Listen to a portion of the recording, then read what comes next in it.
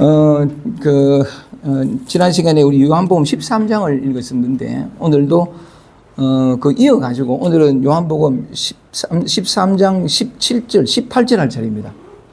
18절, 거기서부터 할 차례인데, 그 14장도 제가 준비해 왔는데, 얘기하면서, 이어지면, 더 14장까지 넘어가서 말씀을 드리겠습니다.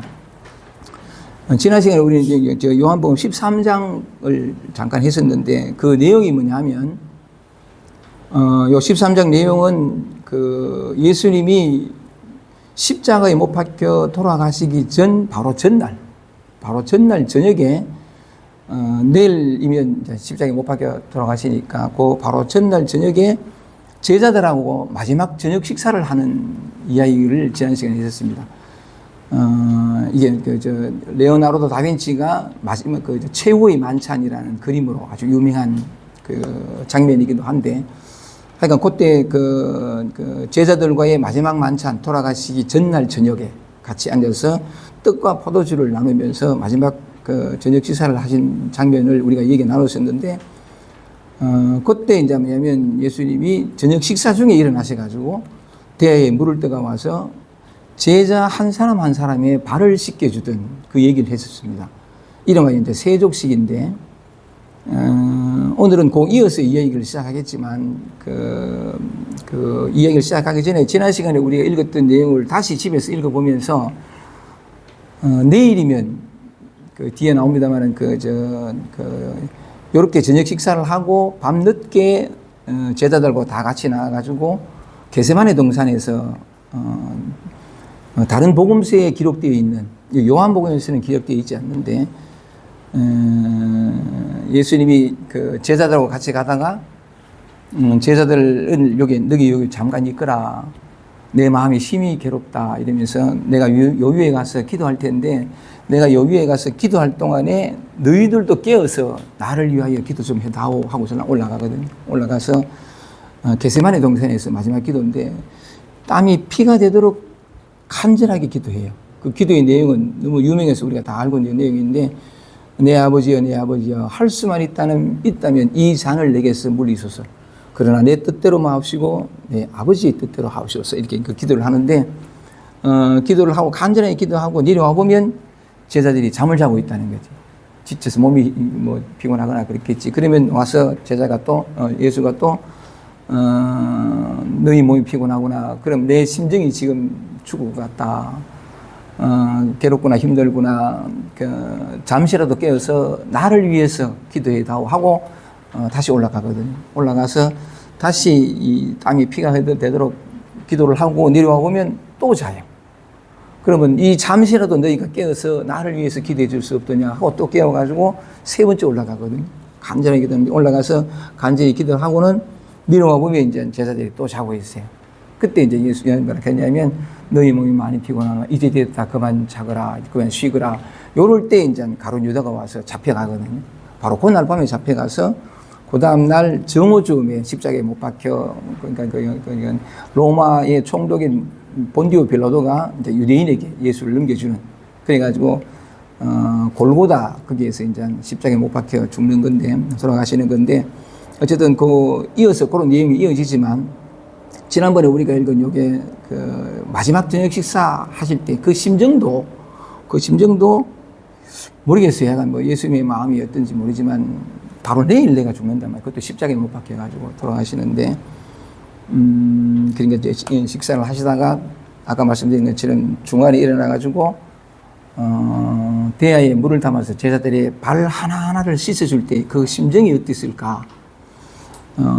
오늘 우리가 같이 읽어 나가기 위해서 지난 시간에 읽었던 부분들을 읽으면서 그런 심정이, 예수님의 제자들 하나하나를 발 씻어주던 그런 심정에 대해서, 심정이 이렇게 참 이렇게 울컥하게 이렇게 다가오던데, 오늘은 지난 시간에 이어가지고 그 다음을 읽겠습니다만은, 이름하여 이제 예수님이 제자들의 발을 씻겨준 이 세족식의 영적인 의미에 대해서는 단순히 예수님이 이제 내용은 그렇습니다. 제자들을 발 씻겨주는 것으로 나오지만, 저는 그 영적인 의미를 나름대로 이제 여러분들한테 그 뜻을 날마다 더럽혀지는 것, 그것을 이렇게, 그래서 지난번 동영상 강의 제목도 이미 목욕한 자는 발밖에 씻을 필요가 없다라는 제목으로 제가 올렸었는데, 그 의미는 여러분들 충분히 말씀을 드렸으니까, 오늘은 그거 이어가지고 한번 말씀을 드려보겠습니다. 나눠드린 프린트물 요한복음 13장에 18절, 오늘 여기 할 차례입니다. 한번 읽어볼게요. 지난번에 한번 쭉 다 읽었으니까 다시 다 읽지 않고 한 소절 한 소절 읽으면서 제가 말씀을 드리겠습니다. 18절입니다. 지난 시간에 우리가 나눴던 뒷 얘기가 이어집니다. 18절, 내가 너희를 다 가리켜 말하는 것이 아니라 내가 나의 택한 자들이 누구인지 알미라. 그러나 내 떡을 먹는 자가 내게 발꿈치를 들었다 한 성경을 응하게 하려는 것이니라. 지금부터 일이 이루기 전에 미리 너희에게 이름은 일이 이룰 때에 내가 그인 줄 너희로 믿게 하려 함이로라.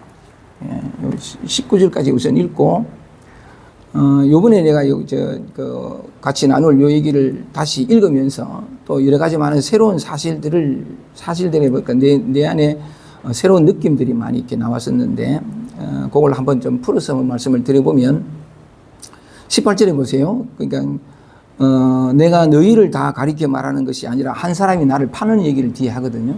가룟 유다가 파는 얘기를 하는데, 내가 나의 택한 자들이 누구인지 알미라. 그러나 내 떡을 먹는 자가 내게 발꿈치를 들었다 한 성경을 응하게 하려는 것이니라. 이 말이 곧잘 성경에 나와요. 이런 성경을 응하게 하려는 것이다, 이런 표현이 나오는데, 오늘도 이게 내 떡을 먹는 자가 내게 발꿈치를 들었다 한 성경을 응하게 하려는 것이니라 라는 표현이, 그래서 이걸 내가 찾아봤거든요. 시편 41편에 보면 이런 말이 있습니다. 제가 한번 찾아볼게요. 내 떡을 먹는 자가 내게 발꿈치를 들었다 하는 요 성경 구절이 구약 성경 10편에 나와요. 10편 49편에 나오는데, 그 내용을 먼저 잠깐 말씀을 드리면, 이스라엘 왕국을 처음으로 통일시키는 왕이 다윗 왕이에요. 다윗 왕과, 우리 다윗에 대한 얘기는 뭐 많잖아요. 무슨 다윗하고 골리앗하고 뭐 그런 얘기도 나오고 뭐 참 얘기 많이 나오는데, 어쨌든 다윗이 이제 이스라엘 왕국을 처음으로 통일시키고, 그 다음에 아들이 이제 솔로몬이고, 이 솔로몬이 아버지가 통일하고 난 다음에 솔로몬 때 나라가 망하거든요. 어쨌든 뭐 여러 가지 많은 얘기도 있습니다만은, 요게 내 떡을 먹는 자가 내게 발꿈치를 들었다 한 성경을 응하게 하는, 요게 뭐냐면 아까 말씀드린 것처럼 10편 41편에 나오는데 41편 9절에 나와요. 요 41편의 내용이 뭐냐면, 다윗이 병들고 많은 고난을 겪을 때에 자기를 대적하는 사람들이 막 일어나거든요. 자기에게 저주를 퍼붓고, 그 내용이 있어요. 그 내용 중에 이제 요 구절을 하는데, 제가 잠깐 읽어보겠습니다. 10편 41편 9절에 보면 이렇게 표현하는데, 41편 9절에, 41편 5절에, 나의 원수가 내게 대하여, 이 다윗이 병들고 고뇌에 가득 찰 때, 고통을 겪을 때거든요. 근데 보면, 그걸 이제 그 심정을 다윗이 노래한 건데, 5절에, 나의 원수가 내게 대하여 악담하기를, 저가 어느 때나 죽고 그 이름이 언제나 멸망할고 하며. 그죠? 자기가 고난에 병들었는데, 그러니까 자기한테 온 사람이 악담을 하는 기라, 나의 원수가 내게 대하여 악담하기를, 지게 언제 죽노? 죽고 난 다음에 언제나 그 이름이 영원히 멸망할고 하며, 이 말이죠. 또 볼게요. 6절에 보면, 나를 보러 와서는 거짓을 말하고 그 중심에 간악을 쌓았다가 나아가서는 이를 널리 붙들이며, 나를 미워하는 자가 다 내게 대하여 수군거리고 나를 해하려고 꾀하며. 굉장한 고난에 처해 있는 거죠. 이르기를, 악한 병이 저에게 들었으니 이제 저가 눕고 다시 일어나지 못하리라 하오며. 온갖 저주를 다 퍼붓는 거지. 그 다음에 마지막에 저 9절에 보면 이런 말이 있습니다. 우리가 방금 읽었던, 나의 신뢰하는 바, 자기가 참 신뢰하던 나의 신뢰하는 바, 내 떡을 먹던 나의 가까운 친구도 나를 대적하여 그 발꿈치를 들었나이다. 요 구절이에요. 성경 요한복음에 보면, 내 떡을 먹던 자가 내게 발꿈치를 들었나이다 한 성경을 응하게 하려는 것이니라 하는 것처럼, 10편 49편 요 9절에 나온 성경을 인용을 하거든요. 이게 제자 요한이 이 요한복음을 쓰면서 그걸 인용을 한 거지. 인용을 하면서 이 다윗에서 말한 사람이 얘기한 것처럼 나의 시편을 다시 읽어보면 9절에 나의 신뢰하는 바 내 떡을 먹던 나의 가까운 친구도 나를 대적하여 그 발꿈치를 들었나이다 하는 것을 요한복음에 인용한 것은 보세요. 이제 요한복음 다시 돌아왔습니다. 18절 뒤에 중간에 보면 내 떡을 먹는 자가 내게 발꿈치를 들었다 한 성경을 응하게 하려는 것이니라 하고 그 다음에 19절에 보면 지금부터 일이 이루어지기 전에 미리 너희에게 이름은 일이 이룰 때에 내가 그인 줄 너희로 믿게 하려 함이로라 이렇게 되거든요. 그래서 이게 무슨 말씀을 드리려고 제가 이제 그런 말씀을 드리냐면, 이 사도 요한, 이 요한복음을 쓴 요한은 그럴 수밖에 없겠지만, 예수가 자기 스승이라고. 그리고 그 공생의 3년 동안 늘 따라다니면서 그의 말씀과 그가 일으키는 기적과 온갖 것들을 다 봤단 말이지. 세상에 이런 사람이 없구나. 정말 하나님의 아들이구나. 이걸 이렇게 아는데, 그러고 난 다음에 뭐냐면, 사도 요한이, 제자 요한이 이 요한복음을 쓸 때가 예수께서 돌아가시고 난 뒤에 50년 뒤에요. 50년 뒤에 이걸 썼거든. 이걸 썼는데 무슨 얘기를 하고 싶으냐면, 예수가 돌아가시고 난 다음에, 우선은 뭐냐면, 그 성경에도 그런 말씀이 있는데, 하나님이 줄을 치니까 주변 모든 사람들이 다 흩어지더라. 이런 구절이 있어요. 그러니까 예수가 십자가에 못 박혀 죽으니까 11명의 제자가 다 흩어지거든요. 각각 고향으로 돌아가요. 고향에 돌아가는데, 그리고 난 다음에 3년 뒤에, 요거는 사도행전을 내가 찾아보면서 읽었는데, 3년 뒤에, 사실은 뭐냐면, 그, 베드로가, 이따 뒤에도 나옵니다만은, 최후의 만찬 할 때에 한 제자는 예수를 팔기 위해서 은 30냥을 받아가지고 예수를 팔고, 예수의 수제자라 하는 베드로는 뭐냐면, 절체절명의 이 순간에 예수께서 이제 나중에 오늘 읽었던 이 부분에서, 밤늦게 체포돼가지고, 그 다음에 새벽까지 신문을 당해요. 본디오 빌라도로부터 로마 총독으로 신문을 받는데, 그 절체절명의 순간에 베드로가 예수를 저주를 퍼부으면서까지 3번 부인하거든요. 이때 우리 나오겠습니다만은, 그러니까 한 제자는 예수를 팔고 한 제자는 그 수제자인 예수 베드로가 니도 저 사람하고 한패다 하고 설랑은 3번이나 남들이 자기를 보고 니 안다라고 가르치니까 3번을 나중에는 저주를 퍼부으면서 저 인간하고 난 모른다. 그리고 3번째 부인하자마자 꼭 깨워 하고 울었단 말이에요. 새벽 다 울기 전에 네가 나를 3번 부인하리라 하는 그 말씀이 이루어지는데 무슨 말씀을 드리고 싶으냐면 그렇게 무기력하게 다 흩어져요, 제자들이. 이스라엘 왕이라, 오실 그 왕이라 하고 믿었던 예수가 너무 무기력하게 변명 한 번 못하고, 본디오 빌라도가 네가 뭐 진리가 뭐냐 물어도 대답도 안 하고, 막, 이러니까 누가 봐도 무기력하게 십자가에 못 박혀 죽거든요. 그러니까 그 다른 예수가 십자가에 못 박힐 때 좌우에, 정말 이렇게 십자가에 못 박혀, 그 당시에는 뭐냐면, 중죄인은 다 십자가에 못 박혀 죽여요. 사형제 그런 건데, 그 아주 큰 죄를 저지른 2명의 제자가 있지, 그 죄인들과 함께 예수가 십자가에 못 박히는 걸 보고, 그렇게 기대했던 예수가 너무나 무기력하게 죽으니까, 아무런 힘을 발휘 못하고 죽으니까, 제자가 다 흩어지는데, 그러다가 이제 나중에 그 사도행전 보면 3년 뒤에, 다락방에서 그들이 늘 모여가지고 기도하던 그 다락방에서 120명의 제자가 모여서 기도하다가 불성령을 받거든요. 불성령을 받고부터 그 나약하던 베드로가 바뀌고 다 바뀌어요. 이 성령의 은혜를 입어가지고 다 바뀌어가지고 힘차게 전도를 해나가는, 이 제자 요한도 마찬가지고 그렇게 이제 완전히 삶이 바뀌어가지고 죽는 날까지 예수를 증거하고 딴 것까지 너희가 내 증인들이라 하는 그 말씀을 이용해가지고 신앙을 이렇게 하게 되는데, 어쨌든 이 요한복음을 쓰는 그 사도 요한도 그렇게 이제 3년간을 예수를 따라다녔고, 돌아가시고 난 뒤에 3년 뒤에 이렇게 다락방에서 큰 은혜를 입어가지고, 이 요한복음을 쓸 때까지 50년 동안 전도를 했을 거란 말이죠. 전도를 많이 했는데, 그러면서 이제 이 제자의 마음에, 정말 이분은 말하자면 하나님의 아들이고, 그리스도 오셔야 할 메시아고 그리스도라는 그 믿음이 생겼기에, 요한복음이라는 복음을 쓰는데, 그래서 이 쓰는 내용들을 보면 앞에서도 여러 번 나왔습니다만 이분이야말로 오실 거이고 이와 같은 기적과 이 모든 것들이 하나님의 유일하신 아들이심을 증거한다. 이걸 계속 구약 성경에서 어떤 말씀을 그러니까 그 말씀을 내가 응하게 하려 하심이라 한 거 뭐냐면 구약 성경에서 이렇게 예언해 놓은 바로 이분이다. 그걸 자꾸 드러내거든요. 다를 드러내는데 오늘 우리가 읽었던 요 대목도 바로 그걸 얘기하는 거래요. 시편 49편 1편에서 49편 9절에서 다윗이 고난을 당했을 때에 자기와 가까이 밥을 함께 먹던 친구조차 자기를 대적하여 발 뒤꿈치를 들었다 하는 그 구절을 우리 예수님한테도 그 성경을 응하게 하려는 것이 아니라 내 떡을 먹던 자가 내게 발꿈치를 들었다 한 성경을 응하게 하려는 것이 아니라 이게 뭐냐면 믿었던 12명 제자 가운데 가룟 유다가 자기를 팔았잖아요.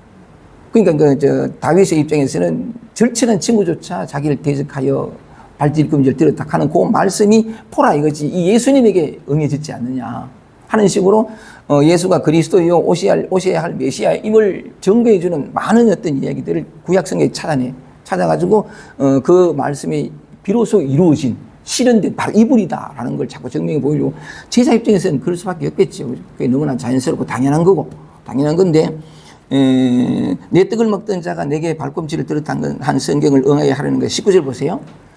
이게 예수가 계속 얘기하고 있는데 지금부터 일이 이루기 전에 미리 너희에게 이르면 일이 이룰 때에 내가 그인 줄 너희로 믿게 하려 함이라.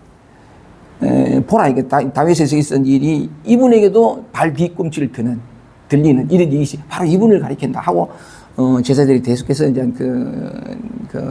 이분이야말로 그리스도요 메시아다 그걸 자꾸 이제 얘기를 하는 거죠. 제자 입장에서는 그럴 수밖에 없는데 그 다음들 보세요. 20절 보면 내가 진실로 너에게 예수께서 계속 얘기를 하는 거죠. 최후의 만찬을 하고 난 뒤에 제자들에게 계속 얘기하고 있는 입장인데 20절에 보면 내가 진실로 너에게 이르노니 나의 보낸 자를 영접하는 자는 나를 영접하는 것이요 나를 영접하는 자는 나를 보내신 이를 영접하는 것이니라. 이 글도 한번 보세요. 이 보면 뭐냐면 예수의 입을 통해서 예수가 마치 말한 것처럼 이 사도 요한이 기록한 건데 내가 진실로 너에게 나를 보내신 자 아버지 하나님이죠, 그죠? 아버지 하나님을 영접하는 자는 예수 나를 영접하는 것이고 나를 영접하는 자는 나를 보내신 아버지를 영접하는 것이다 라고 계속 이렇게 얘기함을 통해 가지고 이래서 종교가 생기거든요. 예수가 오직 하나님의 아들이다. 예수를 영접하는 자는 아버지 하나님을 영접하는 계속 그 얘기가 계속 돼요. 근데 그거는 사도 요한 입장에서는 그럴 수밖에 없고 그게 이제 보통 기독교 가톨릭의 그들을 이렇게 무슨 그들에 대해서 얘기하는 게 아니고 그러므로 말미암아 가지고 이제 기독교 가톨릭이 이제 성립되는 거죠. 오직 이분이 오셔야 할 메시아고 우리는 다 죄인이고 그래서 오직 그분을 통하지 않고서는 하나님의 아들을 통하지 않고서는 우리가 다 뭐 죄인인데 죄인이 스스로 자기 죄를 사할 수는 없어. 죄하고 아무 상관없는 오직 하나님의 아버지를 통해서만 그를 의지하고 그를 믿음으로서만 우리의 죄가 사해진다. 사도행전은 그런 말이 나오거든요. 그게 아주 많이 나오는데 그를 예수 그리스도를 믿고 그로부터 죄의 사함을 받아라 이렇게 나와요. 이렇게 나오는데 그거는 사복음서나 그 뒤에 사도행전부터 해서 로마서부터 해가지고 모든 제자들이 쓴 서신서들 대부분 사도 바울이 쓰입니다만 그 톤은 다 그러니까 대동소이한데 그럴 수밖에 없는데 근데 이게 우리가 이제 비록 성경을 읽고 있지만 이 제자들의 시각으로 예수를 볼 필요는 없어요. 성경에서 얘기하고자 하는 오직 말하자면 이 예수를 영접하는 자가 진리를 아버지 하나님을 영접하는 것이고 아버지 하나님을 영접하는 자가 예수를 영접하는 것이다. 이렇게 읽지 말고 그건 제자들의 시각이고 우리는 뭐냐면 예수님이 원래 하신 그 뜻에 따라서 우리는 성경을 읽으면 되거든요. 난 그렇게 이제 그러니까 늘 지금까지 요한복음을 강의하면서 그 바탕에서 늘 말씀을 드려왔지만 또 이런 구절을 읽으니까 한 번 더 또 선명하게 보이는 게 제자들의 어떤 마음하고 이렇게 쓸 수밖에 없는 오직 메시아를 예수로 볼 수밖에 없는. 근데 우리는 뭐냐면 예수가 메시아가 아니고 또 그러니까 그 요한복음에서 예수의 입을 통해서 이렇게 직접 예수님이 그렇게 말씀하신 듯이 기록되어 있지만 꼭 그렇게 받을 필요는 없고 그래서 예수님이 본래 하신 그 뜻 제자들의 뜻 말고 예수님이 하신 그 뜻대로 우리 이 요한복음을 읽어 나가면 참 되겠다 싶은 생각이 들어가지고 그래서 20절 다시 한번 읽어볼게요. 전적으로 우리 자신으로 돌아옵니다. 내가 진실로 진실로 너희에게 이르노니 나의 보낸 자를 영접하는 자는 나를 영접하는 것이요 나를 영접하는 자는 나를 보내신 이를 영접하는 것이니라. 요 예수님의 말씀을 가지고 여러분들에게 질문을 드리겠습니다. 여러분을 이 세상에 태어나게 한 자가 누구죠? 이게 뭐냐면 나를 보내신 자를 영접하는 자는 곧 나를 영접하는 것이다 이랬으니까 여기는 뭐냐면 예수를 보낸 자는 하나님이란 말이죠. 그런데 여러분을 보낸 자는 누구죠? 이 세상에 탄생케 한 자는 누구냐 이렇게 질문을 해 들어가자는 거죠.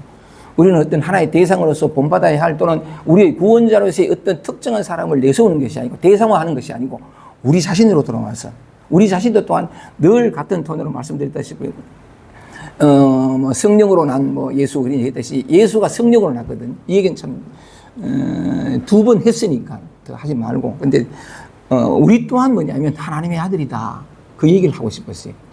그러니까 우리가 사실은 뭐냐면 우리가 하나님의 아들이다 하는 얘기는 내 얘기가 아니고 한 번 더 강조를 해서 왜냐하면 이게 참 웃자고 한 얘기인데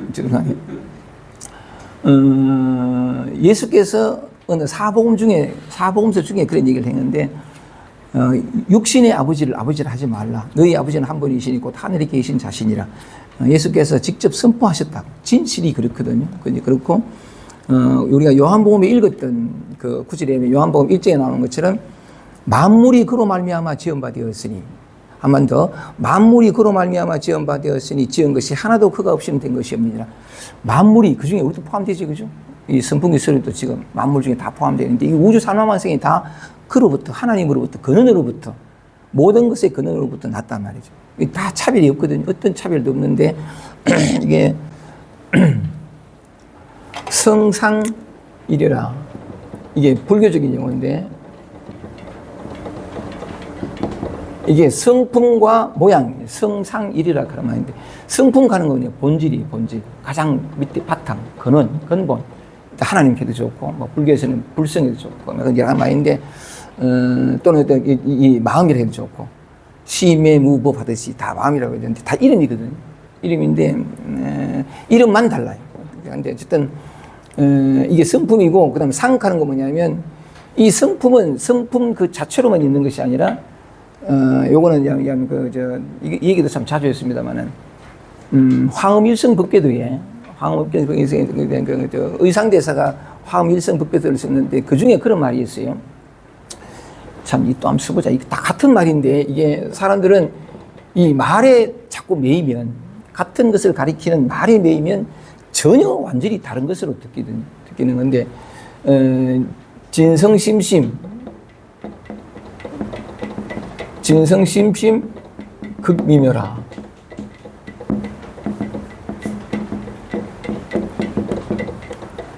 진성, 참된 성품은, 그러니까 진여 본성에도 좋고, 참된 성품은 심심, 기쁠 심자, 매우 심자, 기쁠 심자거든요. 매우 깊고 깊어서 참된 성품은 우리의 본질, 우리의 본성, 우리의 본래 면목 해서 좋고 이 모든 것의 바탕, 모든 것의 근원, 모든 것을 가능하게 하는 이 근원인데 이것은 뭐냐면 깊고 깊어서 지극히 미묘하다는 거죠. 이거는 우리가 보통 이제 지금 이 시간에 하나님 이래야 되는데 나를 보내신 자를 영접하는 것은 곧 나를 영접하는 것이요 보내신 자가 하나님이란 말이에요. 만물이 그런 말미암아 지은 바 되었으니 지은 것이 하나도 그가 없이는 된 것이 없는데 티끌 하나조차 그가 없이는 된 건데 전부가 이 하나부터 나온 거죠. 진성 근데 이 성품은 뭐냐면 하나님께도 좋고 뭐 마음에도 좋고 온게 되는데 여기에서 다 나오는 일체의 모양을 상이라 그래요. 그러니까 나타나기 이전과 나타난 이 모든 것들이 나타나기 이전은 이 뭐라고 표현할 수 없는 항상 있는 이 소리가 나타나는. 그러니까 이제 어쨌든 이건데 여기에서 우주 만물 만상이 모양, 형상, 색깔 또는 뭐냐면 냄새, 촉감 전부 여기서 나타나는 거예요. 여기서 나타나는데 안입있을 신의 하듯이 색성양미 촉법 하듯이 그다음에 우리 안에서 나오는 생각, 감정, 느낌 조차도 다 여기서 나온단 말이에요. 이게 나타나지 않는 것과 나타난 것이 하나다. 하나로서 같다 이 말이거든요. 그러니까 우리가 하나님의 아들이라고 얘기를 하는 것이 뭐냐면 만물이 그로 말미암아 지은 것이 하나도 그가 없이 된 것이 여기서 다 나타났으니까 우리를 보내신 자가 하나님이에요. 이 근원이고 이 불성해졌고 누구나 다 지금 현재 부처로 있는 거죠. 그러니까 그런 측면인데 그게 나타난 것과 나타나지 않는 것, 보낸 자와 보냄을 받은 자가 하나로서 같다 이 말이에요. 예수의 표현을 보면은 아버지가 내 안에 뒤에 나옵니다만 아버지가 내 안에 내가 그 안에 그와 나는 하나님이라는 표현 것처럼 똑같은 표현이에요. 똑같은 표현인데 그래서 뭐냐면 우리가 요한복음을 읽다 보니까 아까도 말씀드렸다시피 제자 요한이 쓴 글이니까 초점이 예수님께 맞춰지는데 사실은 그것이 아니라 초점이 우리 모두에게 맞춰지는 거죠. 그래서 이게 20절에 보면 진실로 너희에게 이르노니 나를 보낸 자, 예수를 보낸 자를 영접하는 자는 내 아버지를 영접하는 것이고, 그 다음 또 뭐냐면 나를 영접하는 자가 내 아버지, 이렇게 표현하잖아요. 이 대목에서 항상 초점을 맞추는 건 그럴 수밖에 없겠지만 예수에게 초점 맞춰서 쓰여져 있지만 우리는 꼭 글을 읽을 필요가 없다. 그래서 여러분께 질문을 드린 거죠. 우리를 보낸 자가 누구냐? 바로 하나님이라는 거죠. 그러니까 본성 자성에도 좋고 나타나는 이게 성상이라는 게 성품과 모양이 상이 뭐 나타난 모든 것이 다 하나로서 같다는 뜻인데 그런 측면에서 우리 모두가 하나님의 아들이에요. 이것만이 진실이거든. 진실인데 근데 요 대목에서 뭐냐면 저도 요 20절에서 또 드러내 보이고 싶었던 게 뭐냐면 모양은 그죠? 모양은 이 나가 있고 몸이 있고 그다음에 이걸 나라고 보면 우리의 오랜 고정관념에 의하면 나와 나 아닌 것은 이것 말고 전부 다죠. 그죠? 전부 다인데 우리는 확연히 다르다. 나와 너가 다르지. 나하고 이 책상하고는 다르고 확연히 다르다고 얘기거든. 다르다고 얘기하는데 이게 이제 아주 오래된 습관이고 착각이고 관념이에요. 아주 학습된 그런 건데 이걸 나라고 얘기하면 내 안과 내 밖을 또 나누어요. 이 피부 안은 안이라 그러고 이 피부 바깥은 밖이라 그러죠. 이게 밖이라 그러는데 이것도 실제가 아니에요. 오랜 습관 때문에 그래요. 근데 진실은 뭐냐면 오직 이 한바탕에서 나타나고 사라질 뿐이라. 근데 약간 그러니까 이게 이제 이 한바탕에서 나타나고 사라질 뿐인 이 진실은 태어났을 때가 그랬고 지금도 그래요. 안팎이 없고 나너가 없고 오직 하나의 현현, 이 불성의 현현, 오직 이것 하나밖에 없다는 진실은 지금도 여전해요. 똑같아.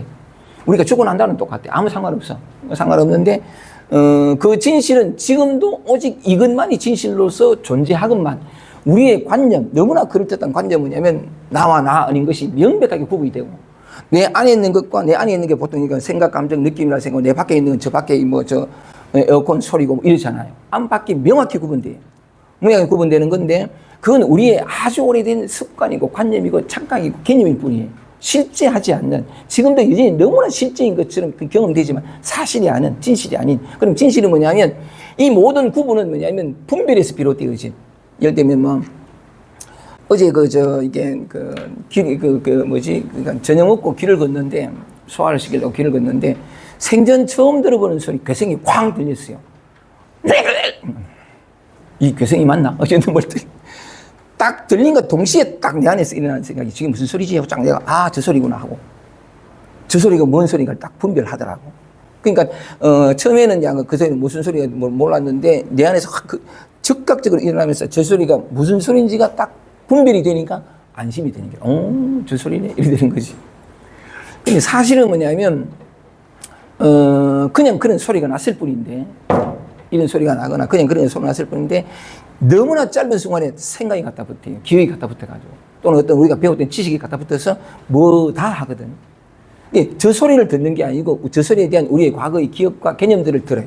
그러니까 뭐냐면 저 소리와 상관없이 내가 저 소리네 하고 이해한 것으로 저 소리가 되어버리고 물론 나타난 소리는 금방 사라지죠. 생멸동시니까 금방 사라지는데 무슨 소리인지 모르고 나타난지도 모르고 뭐 어떻게 된지 모르는데 무엇이다 하고 규정해버리는 거죠. 규정해버리니까 내가 이해할 때는 그 소리가 맞아. 왜냐하면 아주 오랫동안 반복된 소리니까 딱 들으면 알거든. 저게 새 소리인지 저게 자동차 경적 소리인지 대부분 알아요. 그런데 이제 그게 내 분별에 의해서 규정된 해석된 소리라는 건 까맣게 잊어버리고 그렇게 이해해버린단 말이에요. 무슨 말씀을 드리고 싶으냐면 내 안과 밖, 내 위와 아래 온갖 것들, 과거, 현재, 미래, 이 모든 것들이 뭐냐면 찰나에 내가 분별해서 그것이다 하고 규정한 것이 지나잖아요. 아무것도 아니거든요. 근데 우리는 너무나 그렇게 살아온 세월이 너무 오래돼서 그것만이 진실이라고 생각하는 거예요. 이게 이제 전도몽상인데, 거꾸로 뒤집어진 꿈 같은 생각인데, 진짜는 망각해버리고 내 생각으로 분별한 것이 진실이라고 믿는다. 또 저것은 있고 하는 거죠. 있다고 합니다. 이건 있잖아요. 그죠? 이건 없고. 이 있다 없다 다 배운 지식에 불과한데, 우리는 생각과 분별과 기억과 이런 것들이 개념이 만들어낸 또 이름도 있잖아요. 이름. 이건 뭐죠? 초록색. 이 이름이 만들어낸 허구가 진실인 것처럼 살아가고 있다는 거죠. 왜 내가 갑자기 이런 말씀을 드리냐 하면, 이 모든 구별과 분별은, 차별은 전부 우리의 몫이에요. 지금 실제하지 않는 건데, 그런 측면에서 다시 20절로 돌아와가지고, 그 사도 요한은 그랬잖아요. 그죠? 예수의 입을 빌려서 얘기를 했습니다. 내가 진실로 너희에게 이르니 나를 보낸 자를 영접하는 자는 나를 영접하는 것이요 했을 때에 여러분들께 질문을 드렸습니다.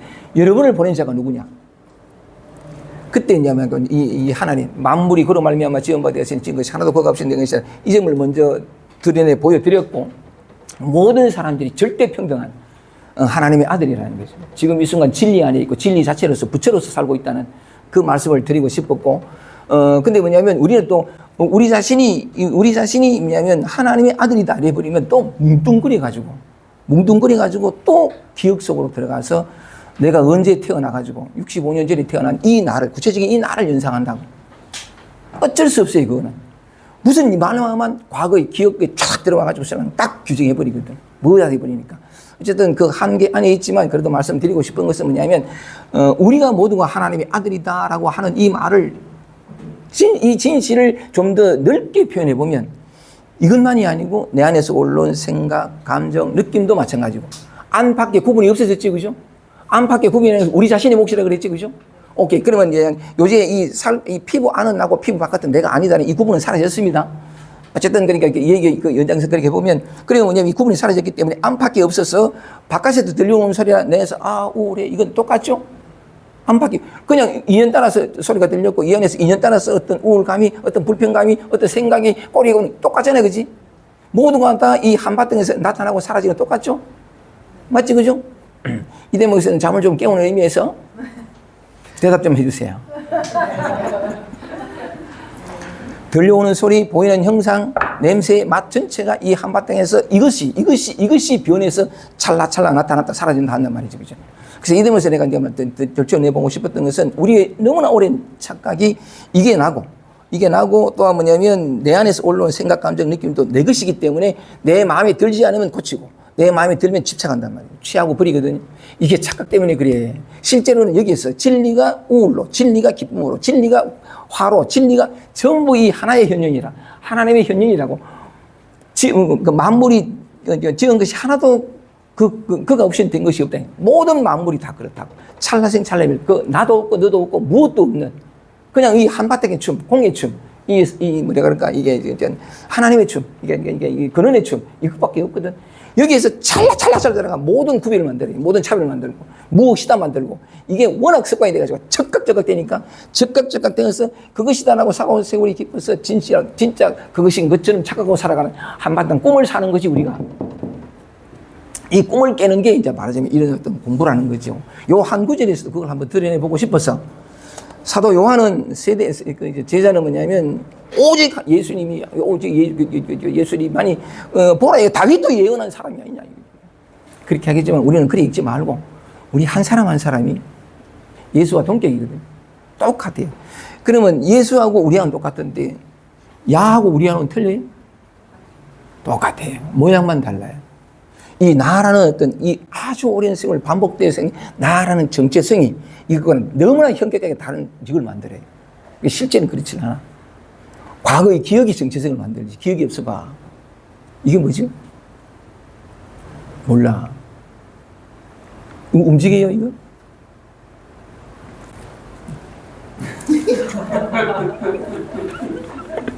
좋습니다. 그래서 이렇게 성경을 읽어야 돼요. 불경은 모든 경전은 나에게 얘기한 거래. 나에게. 정말 1.1이 틀리지는 않아요. 근데 어떤 대상 해가지고 우상해가 나와 현격히 차이나는 메시아를 만들어버리면 종속되게 돼요. 그러니까 우리는 하나님의 아들로서 부처로서 살고 있는데 믿음이 그리 돼버리면 그리 방향 가버리면 아니 그냥 우리만 얘기를 하자는 건데 그런 성향을 가진 사람을 무슨 다르게 말하는 게 아니고 서로 다를 뿐이지 서로 다른 길을 갈 뿐이지 누가 옳다 그렇다 아니거든요. 각각 다른 거니까 그들도 존중받아야 되고. 근데 다만 이제 우리는 요 자리에서 이제 또 다른 각도로 이제 요한복음을 읽다 보니까 다른 어떤 시각, 우리 안에 있는 시각, 우리 모두의 절대 평등한 이 시각으로 한번 읽어보려는 것이고 좋습니다. 20절 다시 볼게요. 내가 진실로 진실로 너희에게 이르노니 나의 보낸 자를 영접하는 자는 나를 영접하는 것이요. 이때 나는 바로 여러분 자신입니다. 그죠? 나를 영접하는 자는 나를 보내시는 이를 영접하니라. 다시 돌아오겠습니다. 이제 마무리하고. 어쨌든 우리는 뭐냐면 나란 말이죠. 그지? 이 마법과도 같은 이름, 나라는 거예요. 기가 막히게 세 돌쯤 돼가 붙기 시작하는 이 이름인데 평생 갖다 붙여요. 점점 강화되고. 처음에 내가 태어난 게 아니죠. 그죠?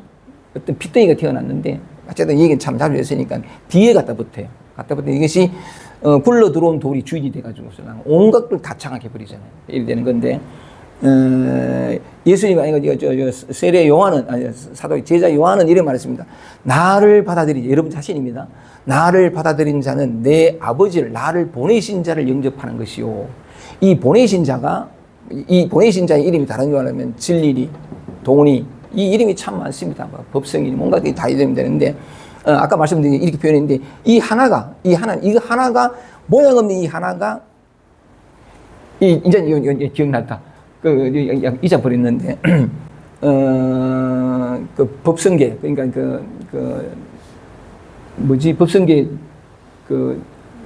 의상대사가 썼는 법성계를 원래 이름 뭐지? 조금 전에 얘기했는데 이제부터 화음일성법계도 화음일성법계도에 요 구절 나오는데 진성 이 하나 근본 공해도 좋고 이 하나는 지극히 미묘하여 지극히 깊고 있고 그러니까 깊고 깊어서 지극히 미묘하나니 요 미묘하나니 정말 미묘해요. 미묘한데 이 미묘하나니 하는 다음 말이 뭐냐면 불수자성 이 참 자주 썼습니다. 불수자성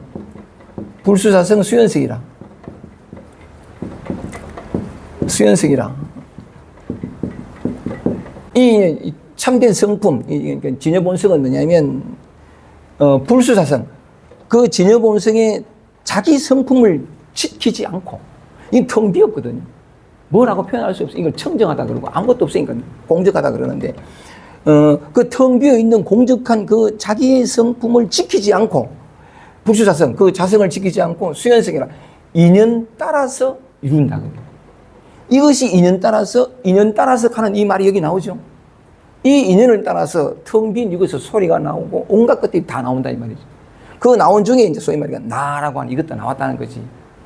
이 진여본성이 변해서 우주 만물이 만들어졌는데 있다 할 수도 없고 없다 할 수도 없는 그 우주 만물이에요. 있다 할 수 없어. 있다는 개념도 우리가 배운 개념이라. 그렇다고 없는 것도 아닌. 그래서 이건 인간의 사고로는 가다할 수 없는 불이 둘 아닌 뭐 그런 얘기를 많이 하는데 어쨌든 이것이 변해서 이렇게 나타났다는 거죠. 이렇게 나타났는데 그 나타난 모습이 지금 우리 모습이지. 우리의 모습인데 이 안에서 나를 보내신 나를 영접하는 자는 내 아버지를 영접하는 자다. 요걸 설명하려고. 이 나가 우리는 보통 몸과 마음이잖아. 몸과 마음인데 몸과 마음 그러니까 이 몸도 마찬가지지만 마음 온갖 감정 느낌 생각들 이게 있고 또 아까 조금 전에 얘기한 것처럼 이 안팎을 구분하지 않으면 이 온갖 감정 느낌 생각들도 안에 있는 것이 아니라 이 바깥에서 일어나고 저 바깥이라고 생각되는 온갖 소리들도 다 밖이 아니라 여기서 일어나는 거지. 이 하나가 찰나찰나 온갖 형태와 소리를 다 변하는데 무슨 말씀을 드리고 싶으냐면 우리의 일반적인 상식으로 이제 요 몸과 마음은 나라는 거지. 나라는데 내가 나를 영접하면 내 아버지를 영접하는 것이요. 이 말을 설명드리면 이 나를 영접하면 이 몸뿐이 아니고 이 안에서 올라온 온갖 감정, 느낌, 생각들을 영접하면 내 아버지를 만나게 돼요. 진리를 알 수 있는 길은 내가 깨달음을 얻고 인생의 모든 고통과 괴로움과 방황을 끝낼 수 있는 유일한 길이 이 나를 영접하는 거라. 이 흩어하고 괴로움 많고 고통 많고 이 나. 근데 이 몸과 마음을 영접하는 것이 아니라 또 갈 뿐만이 아니라 내 안에서 오는 불안과 우울, 이 전부 이거잖아. 그지? 이 하나를 다 영접하게 되면 그때 일어나는 그걸 영접하면 아버지를 영접하는 것이요. 때 우리가 아까 이게 안팎이 본래 없다는 그런 개념으로 봤을 때 이것만이라. 저 지하철 소리 들리죠? 들으려고 했어요? 듣지 마세요. 들리잖아요. 그지? 저 누가 들어? 이 분명한 현실 속에서 경험되어지는 내가 듣는 것이 아니고 귀가 듣는 것이 아니라 이 명백한 경험에도 불구하고 습관이 워낙 두꺼워가지고 당연히 내가 듣지. 방금 제가 말씀드린 것처럼 누가 듣느냐? 내가 듣는 게 아닌 게 지금 이 순간 현실 속에서 증명이 되는데도 불구하고 이 워낙 완고하고 고집 센 관념 속으로 들어가 버려요. 그러네 하는 거 금방 또 내가 들어. 다 그래 되는 거거든요. 그래서 나를 받아들이면 나를 영접하면 아버지를 영접하는 것이요 하는 이 말이 뭐냐면 나뿐만이 아니라 이 몸뿐만 아니고 내 안에서 오는 온갖 감정을 느낄 생각뿐만 아니고 바깥에서 들리는 소리, 모양, 형상, 냄새, 맛, 촉감 이 모든 것들도 영접하면 아버지를 만나게 된다는 거예요. 이때 영접이라는 것은 소리를 영접한다는 것은 뭐냐면 그러니까 예를 들어서 지하철 소리가 지나갔는데 대뜸 우리는 지하철이 지나갔잖아요. 지하철 소리잖아. 지하철 소리 맞아요? 맞아요? 대답해 주세요. 이해 좀 재밌지. 아니란 말이야. 그건 저 무슨 소리지? 저게 소리인가? 소리라는 것도 아이들이 소리로 들어요? 갓난하게 들어? 저게 뭔지도 몰라. 뭔지도 모르고 먼저 모른다는 인식조차도 없어. 근데 분명히 갓난아기들도 다 감각은 살아있기 때문에 보고 듣고 느끼고 다 안다고. 다 아는데 저 소리도 이걸 통해서 보통 이겁니다. 다 드러냈습니다. 이겁니다. 다 드러냈어요. 꼭 이 소리만 그럴까요? 들리는 지하철 소리는 뭐가 다르지가? 이 세상의 모든 소리가 이 바탕이라 이 말이지. 우리가 진리를 깨닫고 자기 본성을 찾을 수 있는 기회는 이 세상 천지라. 무엇이든지 다. 우리는 근데 습관의 힘으로 분리된 분별의 힘으로 명백하게 나눈다고. 진리를 보고도 진리를 몰라. 내 안에서 오는 생각, 무슨, 여러분 앉아있는 의자의 촉감이 어때요? 그런 촉감을 느끼려고 했어요? 그 촉감을 누가 느끼죠? 느끼지 말아보세요. 그 촉감이 어디서 나나요? 똑같아요. 모든 것이 한바탕에서 나는데 무엇을 통해서도 우리는 이 아버지로 인도될 수 있다. 이 근본은 깨달음으로 의료가 있거든. 심지어 어떤 동산 스님이니까 그분은 뭐냐면 여기 길이 지니까 빼고 내가 처음부터 흥분했는데 길거리 가다가 자기 그 개울물이 흐르는 자기 개울물이 비치는 자기 얼굴 보고 자기 모습 보고 깨달은 거 있잖아요. 어떤 사람은 걸어가다가 시장에 갔는데 어떤 스님이 막 답답했겠지. 약간 뭐 이렇게 만행을 생각을 하고 하다가 답답했는데 시장에 가다 있기는 마침 육수관 앞을 지나갔는 기라. 육수관 앞을 지나갔는데 한 손님이 마침 고기를 사러 육수관에 들어갔어. 들어가서 마침 이 수행자가 그 앞을 지나가고 있었는데 지나가다가 고기를 사러 온 이 손님이 육수관 주인한테 하는 말을 듣고 깨달아요. 무슨 말을 깨달았냐면 하는 말, 그 둘이가 나누는 대화를 듣고 깨달았는데 아저씨 고기 사러 왔습니다. 어서 고기 사러 왔습니다. 무슨 고기 드릴까요? 이러니까 좋은 고기 주세요. 이랬던 거지. 손님은 좋은 고기 주세요. 이랬단 말이에요. 그랬더니 그 육수관 주인이 뭐냐면 우리 집에는 좋은 거밖에 없습니다. 그 소리 듣고 깨달아요. 모든 소리가 이거라고, 이거. 모든 형상이, 모든 감각, 느낌, 생각이 전부가 이거라고. 오직 이것밖에 없어요. 근데 우리는 뭐냐면 이 습관의 힘이라는 게 그렇게 무섭다고. 진리의 바다 속에 살고 있잖아. 해탈의 해방의 바다 속에 이걸 법계라고 하는데 거기에 주의를 기울이고 돌이켜볼 생각을 하는 사람은 적어요.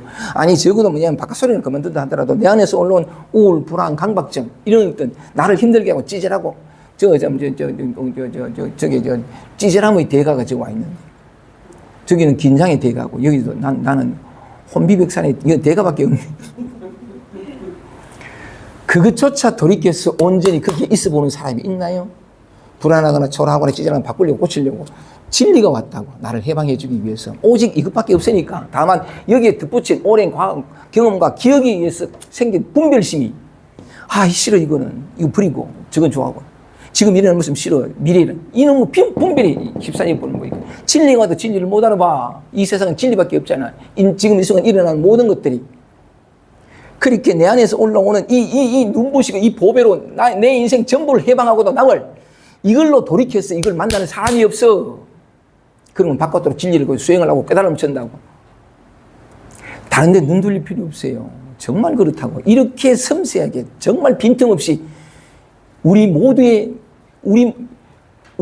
본래 면목. 말하자면은 이거 이야기 또 바이런 케이트가 했던 말이 또 솟구치는데, 바이런 케이트가 정말 맞는 말을 했어요. 모든 것은 나의 깨달음을 위해 존재한다.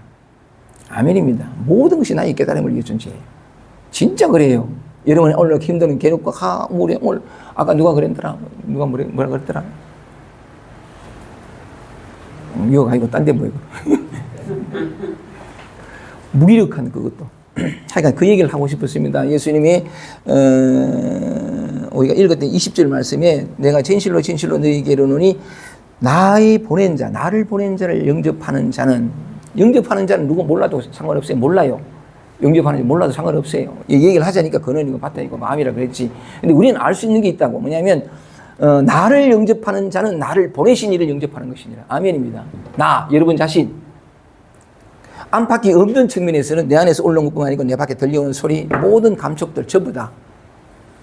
이것이 뭐냐면 이것을 영접하면, 영접한다는 게 다른 막도로 얘기하면 우리는 영접하지 않잖아. 어떤 형태로? 저거는 기차 소리, 저건 비행기 소리. 이거는 영접하는 게 아니라 규정하고 정의하고 뭐다 해버리잖아. 과거의 기억으로.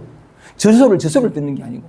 저 촉감을, 저 멍상을, 길거리 지나가다가 지금 저는 우리 호복 씨가 고맙게도 이게,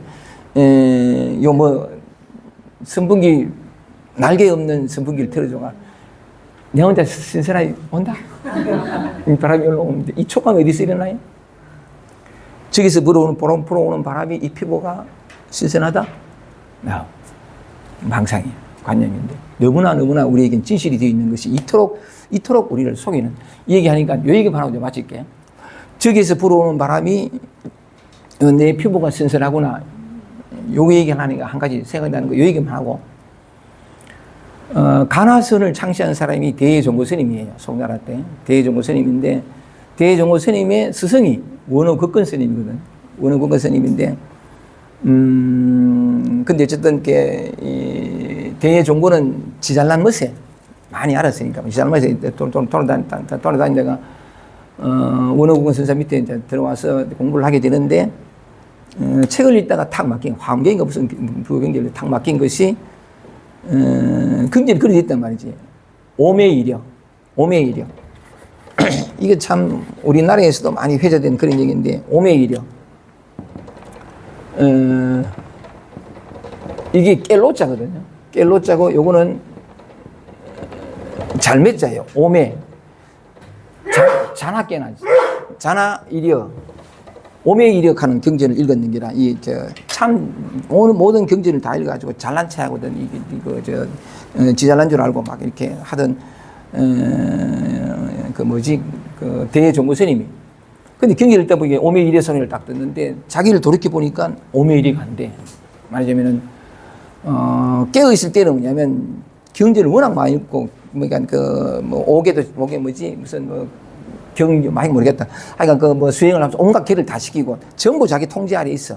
그러니까 좀 더 흐트러지지 않고 법에 맞게 사는데, 잘나고 누우기만 누우면 잠들기도 전에 이 가만 벌써 그냥 지키는 게 없어서 보고, 꿈에서 뭐냐면 검은보화가 나타나면 좋아가지고 막 이렇게 하고, 꿈에서 또 누가 도둑이 와가지고 칼로 질락하면 두렵고 공포스러워가지고 미치는기라. 그게 또 깨보면 뭐냐면, 이게 무슨 공부하는 사람이고, 오매이력이라고 부처님께서 말씀하셨건만, 이건 오매이력은 그 나한테는 너무나 명백한 둘이라는 거지. 이러고서도 오매이력조차 되지 않으면서도 내가 공부하는 자라고 감히 말할 수 있는 고민이 된 거지. 그러니까 원어공원 선생 가지고, 내가 이랬습니다. 오매이력은 안 된다는데, 잘나고 누우면 통제가 안 된다. 미치겠다. 이 밤에 야한 여자가 들어오면 막, 침을, 이런 얘기는 참 없다. 어쨌든 간에. 그래 했는데, 어떻게 하면 오매이리가 될 수 있습니까? 물었더니 원어국권 선사가 뭐라고 하냐면, 그저 망상만 씌워라. 이런 게. 자기 설명 안 해주고, 그저 네 망상만 씌워라. 그 답답해가지고 못 견뎌가지고 있다가 또 안 돼. 이러면 또 가가지고 스님은 그저 망상만 씌워라. 꽉 찬 거지. 의문은 안 풀리고. 막 그러다가 이제, 어느 날 원어국권 스님이 이제 슬법 하시는, 그때도 슬법을 하셨으니까. 슬법 하시는 그러니까 회중에 뒤에 앉았단 말이에요. 마침 그때 원어국권 선사가 무슨 슬법을 하셨냐 하면, 어떤 중이 묻기를, 어떤 중이 뭐 우남선사에서 무삼선상 바가 뭐 어떤 선사에서 가서 묻기를 어떻게 물었냐니까, 어떤 것이 모든 부처님이 그 몸을 드러내는 곳입니까? 다시 한 번 더, 어떤 곳이 모든 부처님이 그 몸을 드러내는 곳입니까? 하는 질문을 받고서 우남선사는 말하기를 동산이 무리로 간다. 동쪽에 있는 산이 무리로 간다. 라고 대답했다는 소리를 내가 들었건만, 내라면 그래 대답 안 했을 것이다. 원어국권 선생. 내라면 그래 대답 안 했을 것이다. 하면서 한 말이 뭐냐면, 그 질문에 대한 답이 뭐냐니까, 질문이 뭐냐니까, 어떤 것이 모든 부처님이 몸을 드러내는 곳이냐. 이게 그죠? 어떤 곳이 모든 부처님이 그 몸을 드러내는 곳이냐. 소리라는 부처님, 온갖 형상에 나타나는 이 한바탕 차를 얘기를 하는데, 어떤 것이 모든 부처님이 그 몸을 드러내는 곳입니까? 라는 질문에 대해서 나라면 이렇게 말하겠다 하고 말한 것이, 그때 이제 뭐냐면, 제자들 앞에서 이제 설법을 하고 있었는데, 그러면서 말한 게, 남쪽에서 훈풍이 불어오니 처마 끝이 서늘하구나. 마침 그렇겠지, 그지? 설법하는 중에 남쪽에서 순풍이 불어와가지고, 남쪽에서 순풍이 불어오니 처마 끝이 서늘하구나. 이렇게 했단 말이에요. 그게 모든 부처님이 그 몸을 드러내는 곳이 어디입니까? 하는 질문에 대한 답이, 남쪽에서 훈풍이 불어오니 처마 끝이 서늘하구나. 이 소리를 듣고 원어국권이 깨달아요. 그 소리를 듣고. 남쪽에서 훈풍이 불어오니 처마 끝이 서늘하구나. 이 소리를 듣고 깨닫거든요. 왜 갑자기 그런 소리가 났냐면, 여기에 선풍기 날개 없는데 요 바람이 불어오니 요 피부가 시원하고. 내가 나를 영접하면 내 아버지를 영접하는 것이요. 온통 이거랍니다. 온통. 안에서 올라오는 새가 모두 다. 주의를 기울이면 바깥이 아니라 있죠. 내 안에서 올라오는 감정, 느낌, 생각을 내가 손대리 하지 않는지 손대지 마세요. 불법이 올라온 거라. 부처님이 올라온 것이고. 부처님이 보리수활에서 깨달음을 얻고 난 다음에 제1성이, 그게 1성이었는지 모르겠지만, 깨달음을 얻을 때 제일 먼저 하신 말씀이 이 말씀이라 하더라고. 삼라만상 실계성불이라. 삼라만상에 다 성불이 있구나. 이 우울이라는 이 삼라만상 아닌가요? 이게 다 성불이 있다. 몽땅 다. 그러니까 그걸 손대려서 고치려 하지 말고. 그래서 내가 나를 영접하면 이 전체, 그때서야 눈이 든 게, 요 피부 안과 밖으로도 나누었던 모든 것과 분리된 한 개인이라는 착각이 무너지기 시작하고 전체가 드러나는 자기의 본래 면목을 되찾게 되는 그 모든 과정이 그렇다. 그런 얘기를 한번 요 말씀을 통해서 한번 하고 싶었습니다. 오케이. 좋습니다. 그렇다면 뒤에도 나옵니다만은 우리에게는 삶 자체가 기회잖아. 모든 순간순간이. 좋습니다. 다음 돌아가겠습니다. 21절 보세요. 여기서는 이제 분위기가 확 달라집니다. 달라지는 게 예수께서 이 말씀을 하시고 심령에 민망하다는 게 답답하고 참 이렇게 참 약간 그런 얘기죠. 예수께서 이 말씀을 하시고 심령에 민망하여 정가에 가라사대 내가 진실로 너희에게 이르노니 너희 중 하나가 나를 팔리라. 이 사건이 이제 벌어지는 거죠. 가룟 유다가 팔게 되는데 중 하나가 나를 팔리라 하시니 제자들이 서로 보며 누구에 대하여 말씀하시는지 의심하더라. 최후의 만찬을 하는데 그 최후의 만찬 레오나르도 다빈치 만찬 그림을 보면 중간에 예수님이 있고 오른쪽에 이 요한이 있고 사도 요한이 있고 그 옆에 베드로가 있고 이 베드로가 이제 칼을 들고 있어요. 칼을 들고 나중에 보면 자기가 예수가 체포될 때 칼을 빼가지고 그 병졸 중 하나의 귀를 잘라버리거든. 그걸 상징해가지고 칼을 들고 있는 장면인데 그 앞에 은삼십령을 은삼십령 들어있는 그 복주머니 같은 주머니를 쥐고 이렇게 가룟 유다가 요리 앉아 있어요. 이렇게 앉아 있거든요. 그게 이제 레오나르도 다빈치가 그림 속에 이제 표현해 놓은 건데 이제 그 사건이 벌어집니다. 21절 예수께서 이 말씀을 하시고 심령에 민망하여 정가에 가라사대 내가 진실로 너희에게 이르노니 너희 중 하나가 나를 팔리라 하시니 제자들이 서로 보며 누구에 대하여 말씀하시는지 의심하더라. 예수의 제자 중 하나 곧 그의 사랑하시는 자가 이게 요한이에요. 예수의 제자 중 하나 곧 그의 사랑하시는 제자 이 표현이 뒤에 자주 나오거든요. 이 글을 이 책을 쓴 요한을 가리켜요. 그의 사랑하시는 자가 예수의 품에 의지하여 누웠는지라. 시몬 베드로가 머릿짓을 하여 말하되 말씀하신 자가 누구인지 말하라 한대. 예수의 품에 딱 안겨가지고 베드로가 빵 안겨가지고 요한이 보이니까 머릿짓을 해가지고 말을 하기. 그러니까 어디가 분노? 베드로가 한데 25절입니다. 그가 예수의 가슴에 그대로 의지하여 말하되 주여 누구 오니까? 예수께서 대답하시되 내가 한 조각을 찍어다가 주는 자가 그니라. 떡과 포도주로서 이제 마지막 완찬하는데 떡 하나를 찍어다가 그에게 주는 자, 그가 나를 판다. 이제 그 얘기를 한 거죠. 그니라 하시고 곧 한 조각을 찍어다가 가룟 시몬의 아들 유다를 주시니 조각을 받은 후 곧 사단이 그 속에 들어간지라. 이 사단 가는 건 사탄, 마귀죠, 그죠? 기독교에서는 그걸 마귀라고 많이 해요. 근데 우리 식으로 보면 생각인데 조각을 받은 후 사탄이 그 속에 들어간지라. 이에 예수께서 유다에게 이르시되 네 하는 일을 속히하라. 네가 하려는 일을 속히하라. 참 안 막죠, 그죠? 12제자 중에 한 제자인데 그 마음이 보인단 말이에요. 자기를 팔강 안 하고 내 같으면 불러가지고 야 유다야, 응? 은30야 뭐 이래 했을 텐데 조금 더 말 안 해요. 그냥 그 하게 하는 일 그대로 하게 하거든요. 근데 물론 구약 성경에서 예언된 말을 이루려 하시는 어떤 그런 것도 있지만 누구 오니까 예수께서 대답하시되 내가 한 조각을 찍어다가 주는 자가 그니라.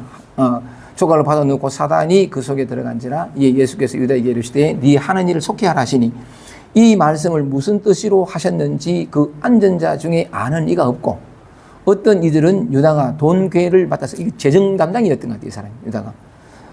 유다가 돈 괴를 받았으므로 명절에 우리의 쓸 물건을 사라 하시는지. 요 명절은 예수가 죽기 하루 전에 요 다음 날이 그 유월절 바로 전날이에요. 그러니까 여기 명절 가는 건 이틀 뒤에 찾아오는 유월절을 가리키거든요. 유대인의 큰 명절이에요. 어떤 이들은 29절입니다. 어떤 이들은 유다가 돈계를 맡았으므로 명절에 우리의 쓸 물건을 사라 하시는지 혹 가난한 자들에게 무엇을 주라 하시는 줄로 생각하더라. 30절입니다. 유다가 그 조각을 받고 곧 나가니 밤이래라. 이래 나와가지고 로마 군대들 모으고 대제사장들 부하들 모아가지고 이제 바로 겟세마네 동산으로 갑니다. 그 뒤에 좀 이어지는데 딱 나갔죠, 그죠? 31절입니다. 저가 나간 후에 예수께서 가라사대 완전히 이제 달라집니다. 지금 인자가 영광을 얻었고 하나님도 인자를 인하여 영광을 얻으셨다. 이 말씀은 뭐냐면 예언이 이제 성취될 때가 되는 기다. 아주 오랜 옛날부터 유대의 그 구약 성경부터 오실 그리스도를 예언한 것이 많거든요. 많은데 말하자면은 지난번에 한번 읽었던 그 예수를 예언할 때 별로 잘 생기지 못한 모습을 한번 읽어줬잖아. 근데 그 뒤에는 내가 안 읽겠습니다. 뒤에 나오면 그가 채찍을 받음으로 우리가 죄의 상을 받고 쭉 나오거든. 예언한 게 많아요. 아까도 무슨 다윗의 시대도 그렇고 그 예언이 비로소 이루어진다. 그 말이거든요. 그게 이제 이렇게 표현하는 거죠. 31절에 지금 인자가 영광을 얻었고 하나님도 인자를 인하여 영광을 얻으셨도다. 만일 하나님이 저로 인하여 영광을 얻으셨으면 하나님도 자기로 인하여 저에게 영광을 주시리니 곧 주시리라. 이제 모든 예언들이 성취된다. 그 성취된 자가 누구냐? 나다. 이 얘기죠. 쭉 이어집니다. 33절입니다. 소자들아 내가 아직 잠시 너희와 함께 있겠노라. 너희가 나를 찾을 터이나 그러나 일찍 내가 유대인들에게 너희는 나의 가는 곳에 올 수 없다고 말한 것과 같이 지금 너희에게도 이르노라. 이것도 조금 설명이 필요한데요. 여러분들 물어보겠습니다. 바로 이제 가룟 유다가 나갔을 때 밤이었잖아요. 그리고 14, 15, 16, 17 요 네 장을 간곡하게 슬법하시고 그 다음에 바로 나가면 겟세마네, 그때 여전히 밤이지. 근데 그 겟세마네 동산에 갔는데 가자마자 잡혀요. 가자마자 이제 가룟 유다가 와가지고 잡히거든요. 잡혀가지고 바로 끌려가가지고 그 다음날 정오에 십자가에 못 박혀 이제 끌려갑니다. 그러니까 바로 몇 시간 뒤죠, 그죠? 바로 몇 시간 뒤인데, 그러면 여러분들 물어볼게요. 33절 소자들아 내가 아직 잠시 너희와 함께 있겠노라. 아직 잠시 있을 수 있죠. 너희가 나를 찾을 터이나 그러나 일찍이 이전에 내가 유대인들에게 너희는 나의 가는 곳에 올 수 없다고 말한 것과 같이 지금 너희에게도 이르노라. 이렇게 되는데 여러분들 물어보겠습니다. 예수가 지금 내가 가는 곳에 너희는 올 수 없다. 지금 예수가 어디 가죠? 곧 갈 곳에. 그게 뭐냐면 그 십자가에 못 박히니까, 그죠? 그러면 죽은 그곳에 천국 또 볼게요. 그러니까 36절 한번 보세요. 그거 다 같이 읽어봅시다. 36절. 시몬 베드로가 가로되 주여 어디로 가시나이까? 어디로 가시나이까? 예수께서 대답하시되 내가 가는 곳에 네가 지금은 따라올 수 없으나 후에는 따라오리라. 이 가는 곳이 어디라고 어디를 가리키죠? 죽고 난 다음에 저기? 아니요. 그럼 어디에요? 이 예수가 가려는 곳, 내가 가는 곳에 너희 베드로한테 가잖아요. 내가 가는 곳에 지금은 네가 따라올 수 없으나 하고 얘기했으니까 이 가는 곳이 어디죠? 죽고 난 다음에? 니도 곧 죽을 게 니다 올 게다. 그런 얘기는 아니겠죠, 그죠? 그래서 요 대목에서 그걸 한번 드러내보고 싶은 것인데, 33절 가서, 너희가 나를 찾을 터이나 그러나 일찍이 내가 유대인들에게 너희는 나의 가는 곳에 올 수 없다고 말한 것과 같이 지금 너희에게도 말한다. 지금 너희는 내가 가는 곳에 못 온다는 거잖아요. 이게 이제 내가 가는 곳이 어디냐? 그리스도가 가는 곳.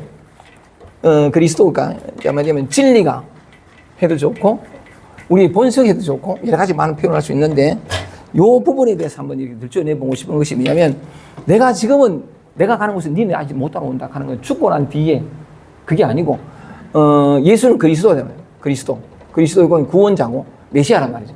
이 그리스도라는 다른 말로 하면, 하나님이잖아요. 하나님인데, 예수가 가는 곳에 베드로한테 마찬가지. 니는 지금 나한테 못 따라온다 하는 것은 뭐냐면, 그리스도가 어디 계시죠?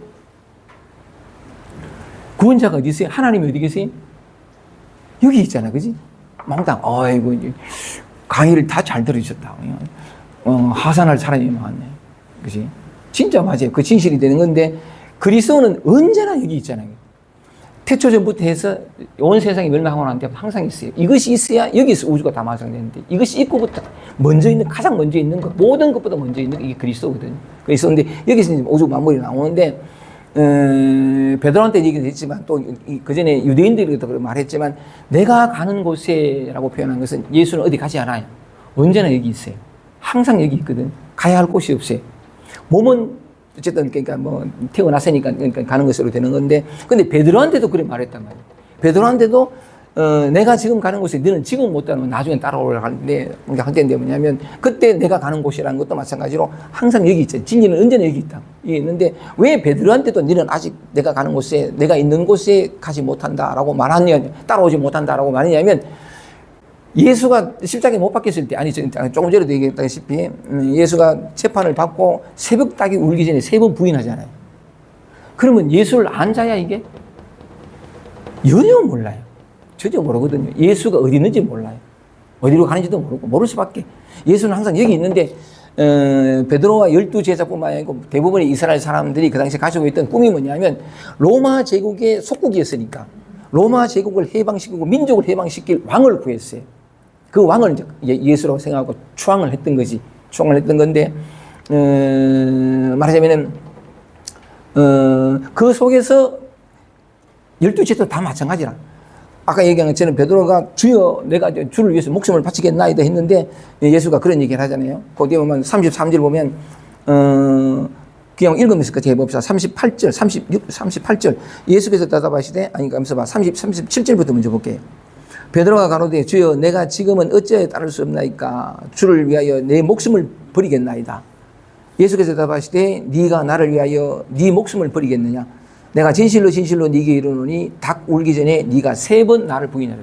이렇게 예수를 내 목숨까지 바치겠다고 늘 맹세하던 이 사람이, 예수가 너무나 무기력하게 체포당해가지고 끌려가는 거 보고 3번이나 부인하고, 예수가 마침 이제 뭐냐면 그 십자가에서 돌아가시거든요. 다 이루었다고 뭐 툭 쏘이니까, 이야, 저기 내가 기대했던 그러니까 왕인가 싶어가 너무 실망해서 다 돌아가요.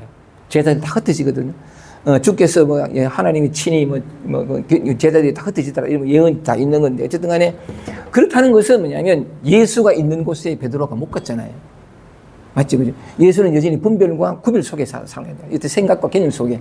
그러니까 네가 지금은 내 있는 곳에 오지 못한다. 나중에는 오게 되리라 하는 그 표현이 그렇게 이제 무기력하게 이렇게 흩어지고 실망하고 했던 사람이, 아까도 잠깐 말씀드렸다시피 사도행전 보면 뭐냐면, 예수가 돌아가시고 난 다음에 3년 뒤에 제자들이 다 120명이 다락방에서 뭐 기도할 때에 이게 성령의 은총을 받거든요. 나 이 부분에 대해서도 나중에 그러니까 얘기할 기회가 닿으면 참 좀 어쨌든 그런 게 이제 그러니까 이제 그 성령의 은총을 받고 난 다음에 그 순간부터 그리스도가 어디 있는 줄 알았어요. 항상 여기 있는 줄.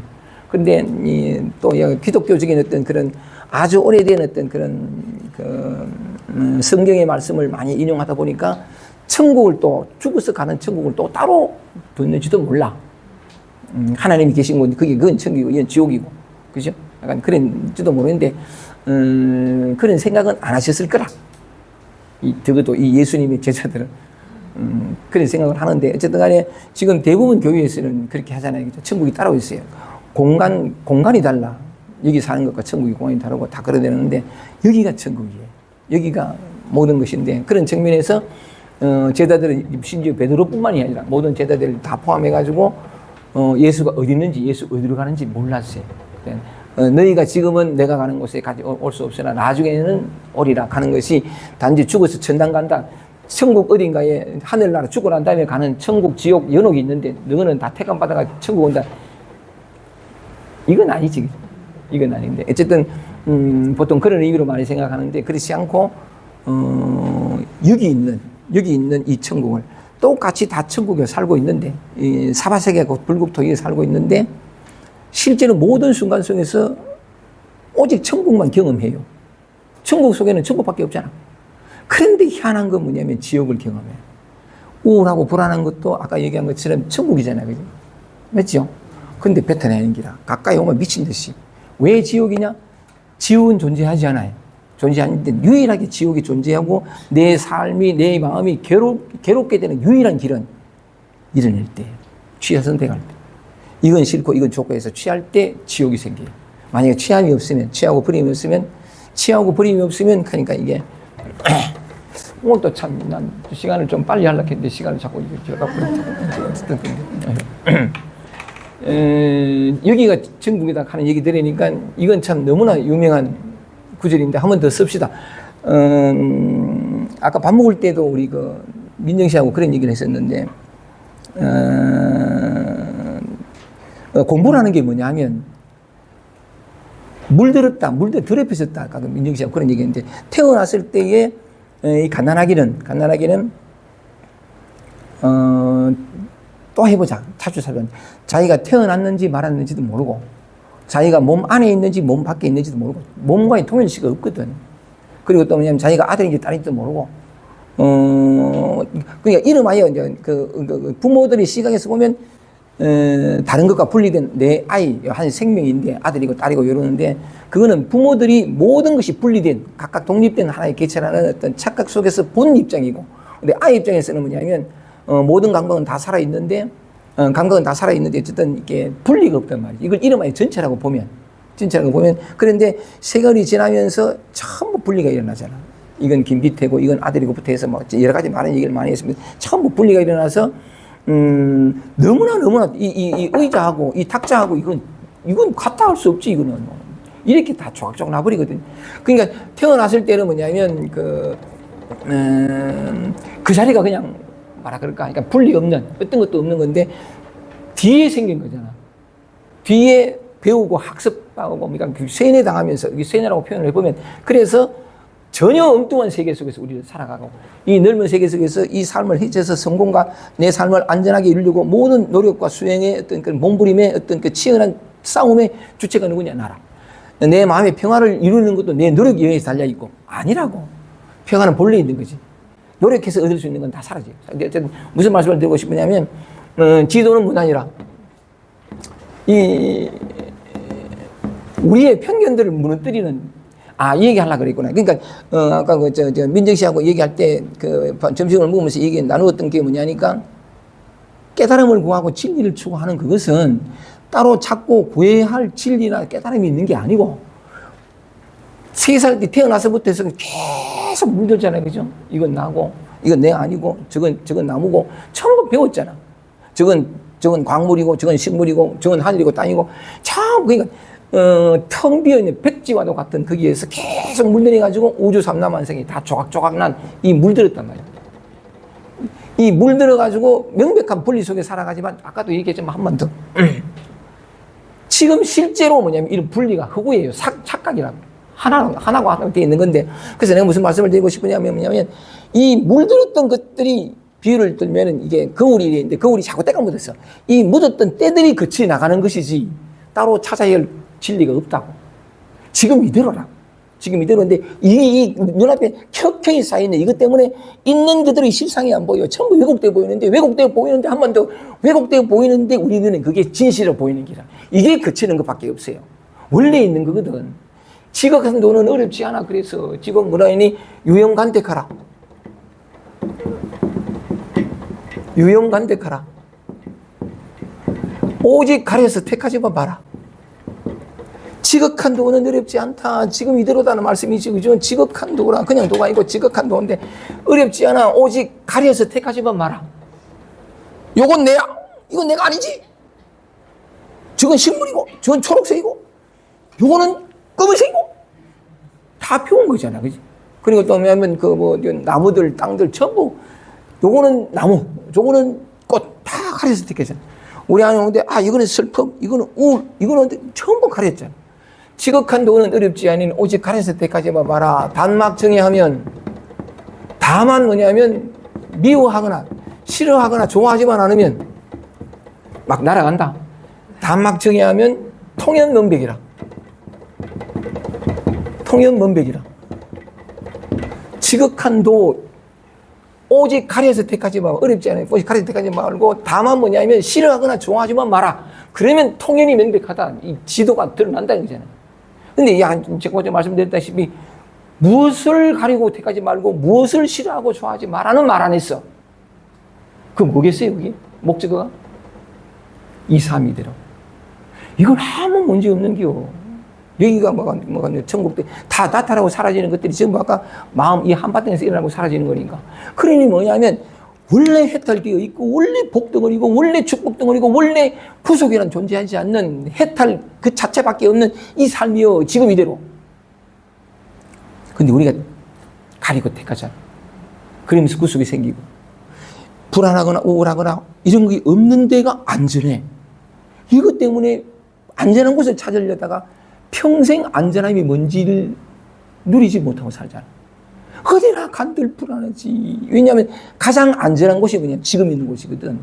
그 지금 있는 곳을 내가 버렸으니까 어딘들 안전한 데가 있나? 내가 생각하는 안전에 갔어. 이게 안전해? 곧 뒤집어진다. 언제나 거기가 안전해. 언제나 거기가 지도지. 그런 측면에서 말하자면은 내가 가는 곳에 내가 지금은 갈 수 없으나 가는 그 부분이 언제나 있는 여기가 그리스도가 구원자가 여기 있단 말이에요. 가고 하는 것이 아니라. 그런 측면에서 우리가 여러분들도 아까 조금 전에 읽을 때 베드로한테 얘기할 때 내가 지금 가는 곳에 너는 올 수 없으나 나중에는 오게 되리라 하는 그 표현을 내가 가서 뒤에 나옵니다만 내가 가서 하나님 보좌에 앉아가지고 설랑은 그 철을 말하는 이가 지옥과 천국과 연옥이 있는데 내가 가는 곳이 하나님 보좌 옆이니까 너희들도 그 와가지고 내가 이렇게 아니라고. 공간이 아니라 여기지. 그런 측면에서 한 말씀을 드려봤습니다. 난 참 이게 14절까지 하려고 그랬는데 14절까지 하려고 했는데 오늘 또 안 되겠다. 그러니까 또 하나만 더 올라가겠습니다. 다시. 그래도 이해하는 게 더 좋으니까 그죠? 지금 내가 발 딛고 순간순간 발 딛고 순간순간 듣고 순간순간 보고 순간순간 이게 뒤에 나옵니다만은 14절에 보면 14절에 보면 하는데 내 아버지 집에는 그 할 곳이 많도다. 내 아버지 집이 어디죠? 여기잖아. 그 할 곳이 많다 했는데 그 할 곳이 어디? 하나님이 그 하는 곳 어디죠? 오래 여기지. 강박이 올라오고 두려움이 올라오고 여기지. 소리가 들리고 촉감이 여기지, 그지? 없는 데가 없잖아. 맞지? 근데 표정들이 좀 이상하다. 한숨이 푹 나오는 거야. 원래 그래. 근데 우리가 나가잖아. 집 나가면 개고생하는 말이에요. 내가 나갔어. 지도는 문화인이 유용한데 가라 했는데 내가 나가잖아. 그지? 나가서 내가 안전하다 생각되는 지금은 아니야, 미래에. 이런 흡수한 데는 아니야. 저 좀 더 넓은데. 이것 때문에 끝없이 괴로워요. 끝없이. 여기가 이 삶에 무슨 문제가 있어 한 개인이 개입해가지고 어떻게 고치고 바꿔야 할 그 무엇이 없어. 오직 우리의 관념이, 경험이, 과거의 기억이 충분히 이해해. 얼마나 힘들었을까 또 저쪽 좀 안전하게 가는 건데 심정은 충분히 이해된다고. 그렇게 안전한 곳을 찾아서 다닌 세월이 얼마야? 수십 년 아니야. 언니만 없으면 태어나서부터 지금까지. 됐어? 아직 찾아야 돼? 한 번만 듣고 반대로. 여기는 너무 좀 미치겠어, 못 견디겠어, 튈 때, 튀지 말고 여기. 그래서 한 번이라도 지금을 살아보면. 예수께서 말씀하시기를 네 십자가를 지지 않고서는 결단코 천국에 들어갈 수 없다 했는데, 그 십자가 뭔지 아세요? 내가 지기 싫은 거, 내가 못 견뎌 하는 거, 힘들어하는 그 십자가라고. 근데 지금까지는 그 십자가 지기 싫어가 십자가 없는 나를 찾아갔어. 됐어? 진정으로 됐냐고. 다시 목말라지고 다시 힘들어지고.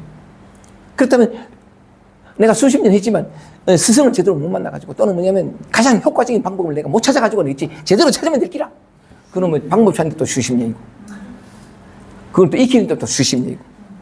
그래 놓고 뭐 구지선사는 옛날 이거 전룡선사에서 깨달은데, 굳이 손가락 들었던 이 구지선사는 돌아가실 때에 내가 전룡선사한테서 이것 하나를 얻어서 평생을 썼지만 아직도 다 못 썼다. 죽었는데 우리는 뭐냐면 그 안전한 곳을 찾아 다니다가 죽을 때 뭐냐면 그렇게 찾았는데 아직도 못 찾았다. 버렸거든. 가장 안전한 곳이 지금이에요. 있는 그대로. 열애자는 적재법여의라. 열애자는 적재법여의라. 부처가 뭐냐? 우리는 부처는 깨달은 자이지. 깨달음이 뭐냐? 열애자는 금강경에 나오는 열애자는 부처잖아요. 이 부처라는 건 참 기가 막힌데, 부처라는 열애자는 곧 뭐냐? 이런 어떤 얘기들이 조금이라도 지난번에 오늘 우리 연경 씨하고 이제 여기 부산에서 왔으니까 와가지고 난 기차를 타고 오는데 연경 씨는 2호차 타고 난 1호차 타고 그렇게 탔어. 근데 약간 내가 늘 1호차, 왜 1호차 타느냐면 딱 내리자마자 바로 나올 수 있어요. 저 멀리 뛰어오는 것보다도. 1호차 11B 하려고 타는데, 근데 그것도 알고 했는데도 한 달 전에 딱 했는데도 불구하고 자리가 없다 하더라고. 2호차를 탔는데, 근데 나도 2호차 있는 줄 알고 가볼까 하다가 뭐야, 이제 내리면 보지 하고 이제 눈 감고 이랬는데 툭툭 내려왔대. 누구지? 영영이시다. 그러니까 인사하러 왔다고. 이래가지고 신랑은 칸 사이 거기 가가지고 수석이가 올 때까지 대전 지나서 올 때까지 얘기하고 왔는데, 얘기하는 중에 영경 씨하고 곧잘 전화 상담도 하고 뭐 강의 중에 뭐 하는데, 상담할 때 한 얘기를 하더라고. 그러니까 내가 곧잘 이제 상담할 때에 내가 이런 얘기를 참 여러 번 했지만 하는 얘기를, 왜냐면 여러 번 했으니까 여러 번 했지만 하고 이제 이렇게 얘기하면 영경 씨나 단단성 건데, 그러면 뭐냐면 선생님이 저렇게 여러 번 했던 얘기를 내가 또 아직까지 못 알아듣는구나, 뭐 그렇게 막 한다는 기라. 그렇기도 하고, 뭐 얘기하다가 내가 무슨 얘기 하려고 그러냐면, 내가 무슨 얘기 했는데 그 얘기가 콱 가슴에 왔다, 뭐 그런 얘기를 한번 한 적이 있거든요. 그치? 나는 어떨까? 맞네. 현경 씨가 막 힘들어가지고 막 그런 얘기 했을 때에, 나하고 상담하는 사람 입장에서 보면, 선생님은 인생의 모든 문제를 다 극복해가지고, 왜냐하면 깨달음도 얻었고, 난 깨달음 얻었는지 모르지만, 그러니까 그때, 그렇게 생각한다는 거지. 그러니까 선생님은 모든 문제를 다 이기신, 석가모니 부처님이, 보리사를 깨달음을 얻고 난 다음에, 환속하실 때에, 아주 수행을 많이 하신 사람하고 이제 석가모니 부처님은 내려오시고, 이 사람은 이제 수행자니까 산으로 올라가다가 처음 만나거든요. 만났는데 수행하던 사람이라는 뭔가 느낌이 아주 있었겠지. 그러니까 딱 지나가다가 예사롭지 않은 느낌을 느껴가지고 이 수행자가 지나가다가 돌아서 가지고 석가모니를 붙들거든요. 잠깐만, 내가 보니 참 보통 분이 아닌 것 같다고 하면서 이제 석가모니한테 묻기를, 스승이 누구냐 물었어요. 스승이 누구냐 물었더니, 석가모니 부처는 스승이 없었잖아요. 그래서 나는 스승이 없다라고 얘기하면서, 나는 일체지자요 일체성자라.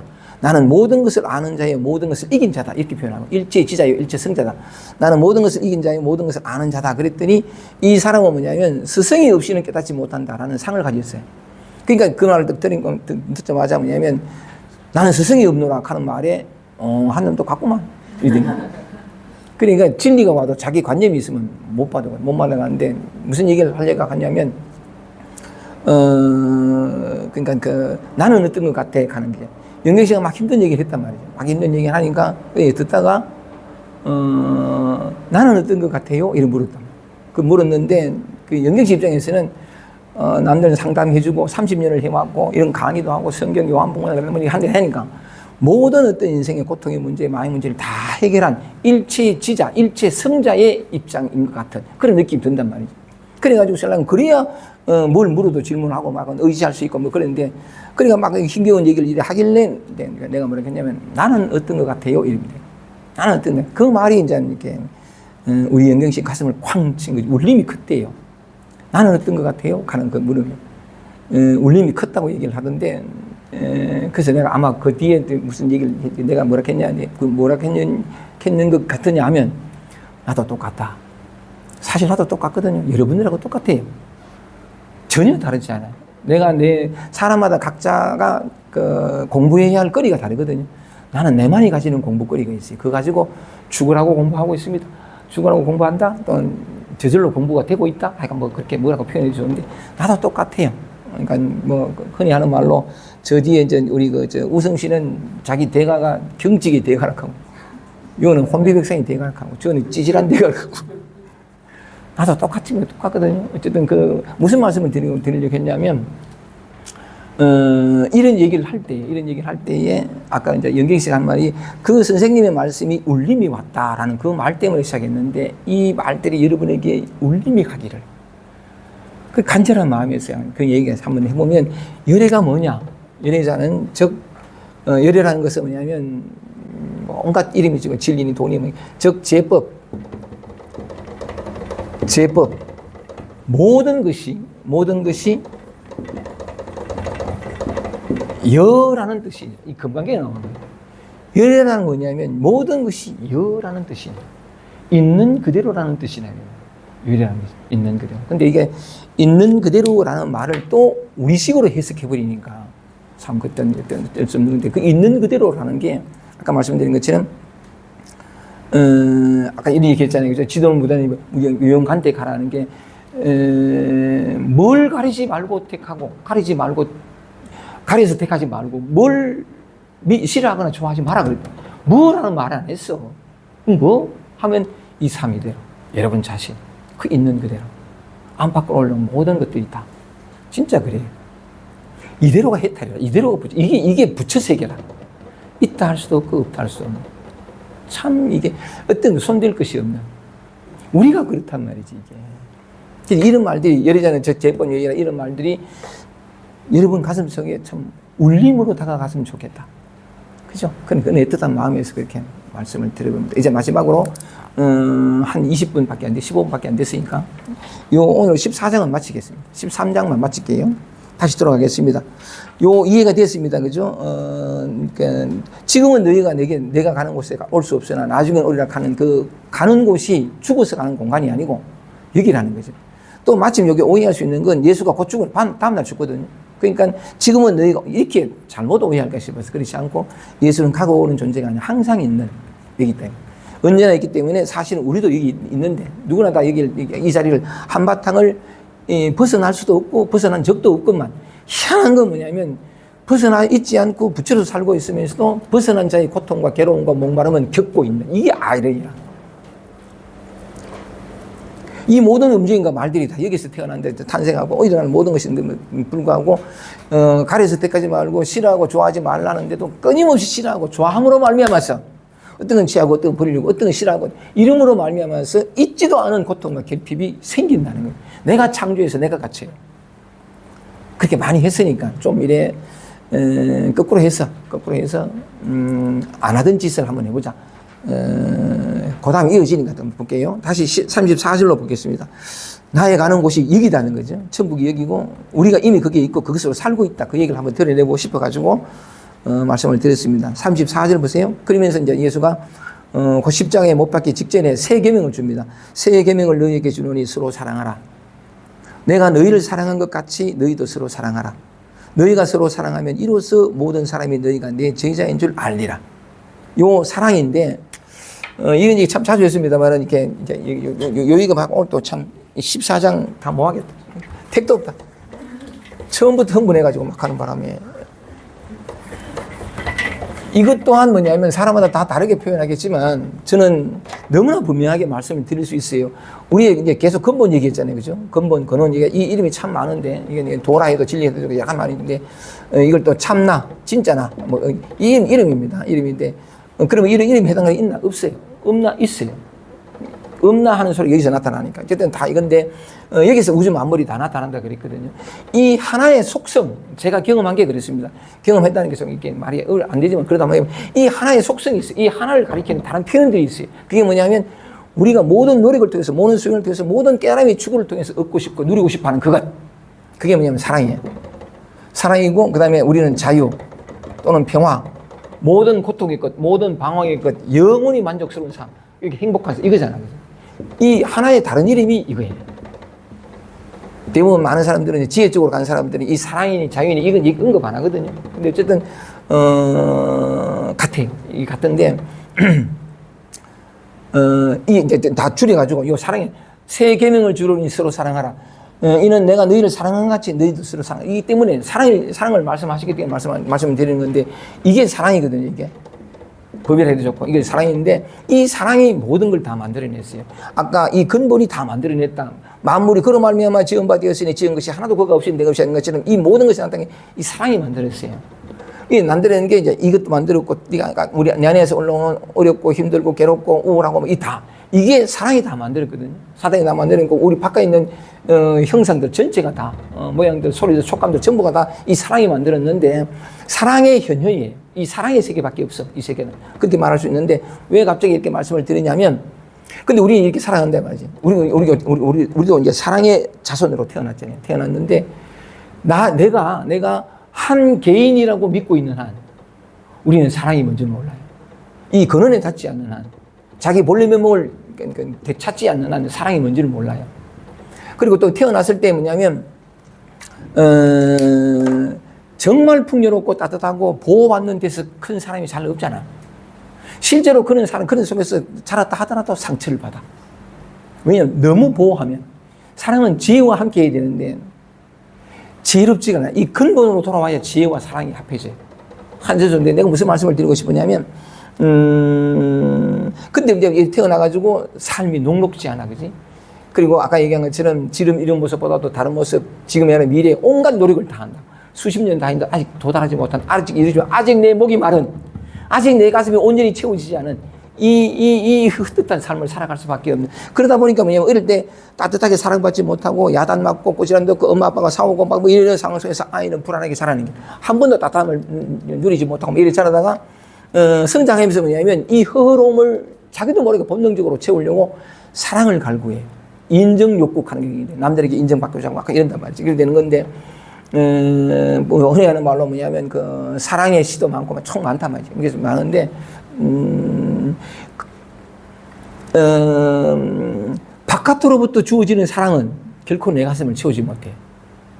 서로 사랑해 달라고 사랑받으려고 막 그러잖아요. 그러니까 뭐 보통 이리가 그 남녀가 만나가 저 남자 이리가 그러니까 결혼해가지고 살아보면 생활이 딱 들어오면 결혼하기 전에는 다 부모질 것 같아. 세상에 그런 남자 없어. 근데 결혼 딱 해보면 생활이 딱 들어오잖아. 생활 딱 들어오면 사랑받고 싶은 사람은 표현해. 서로 사랑 달라고 싸우거든. 하여간 그래. 무슨 말씀을 드리고 싶으냐면 바깥으로부터는 자연히 평안이 이거 안 와요. 아무리 내 생활 공간을 아무리 소유를 아무리 권력을 많이 해도 채워지질 않아. 우리는 뭐냐면 밖으로부터 주어지는 것을 아무리 많은 학식을 가져도 안 돼. 바깥으로부터 주어진 것으로는 결코 채울 수 없는 가슴을 가졌어. 왜? 채울 필요가 없는 가슴이거든. 채워서 만족되는 게 아니에요.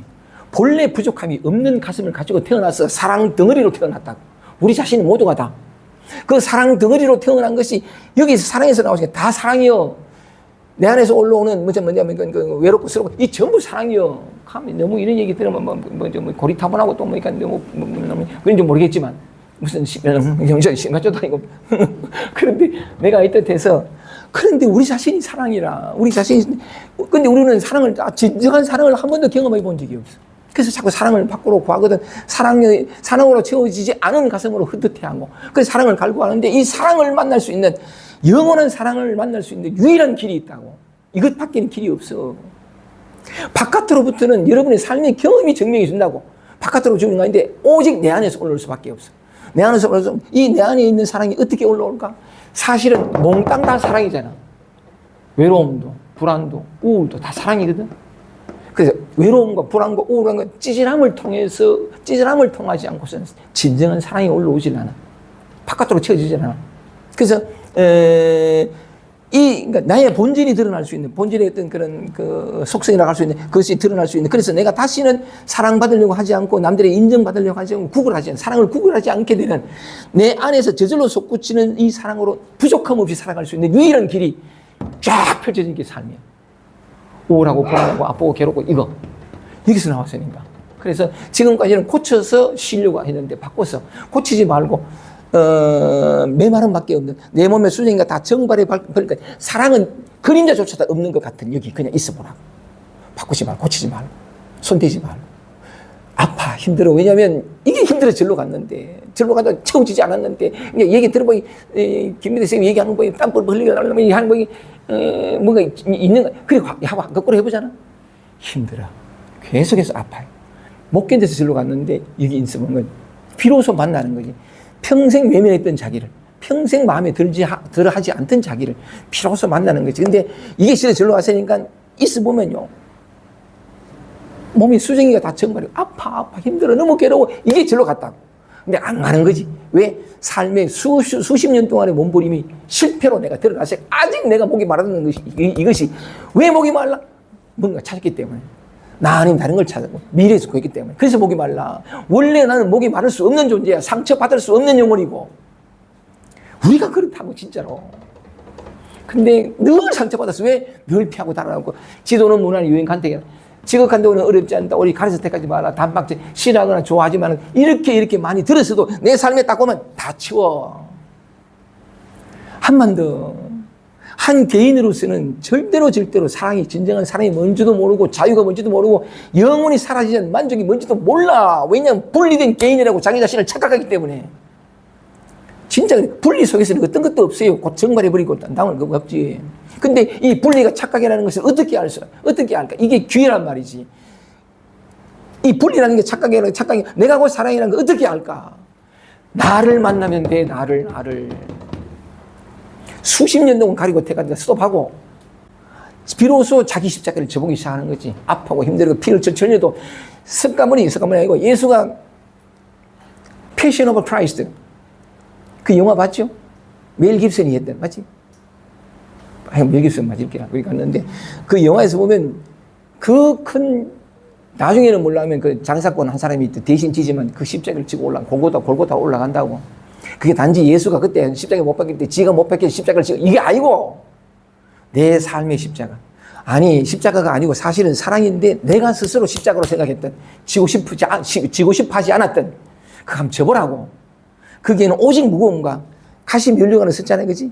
가시면을 썼는데 그 가시면을 쓰는 게 참 가시면류관 가는가. 뭐 제가 지리산 토굴에 있을 때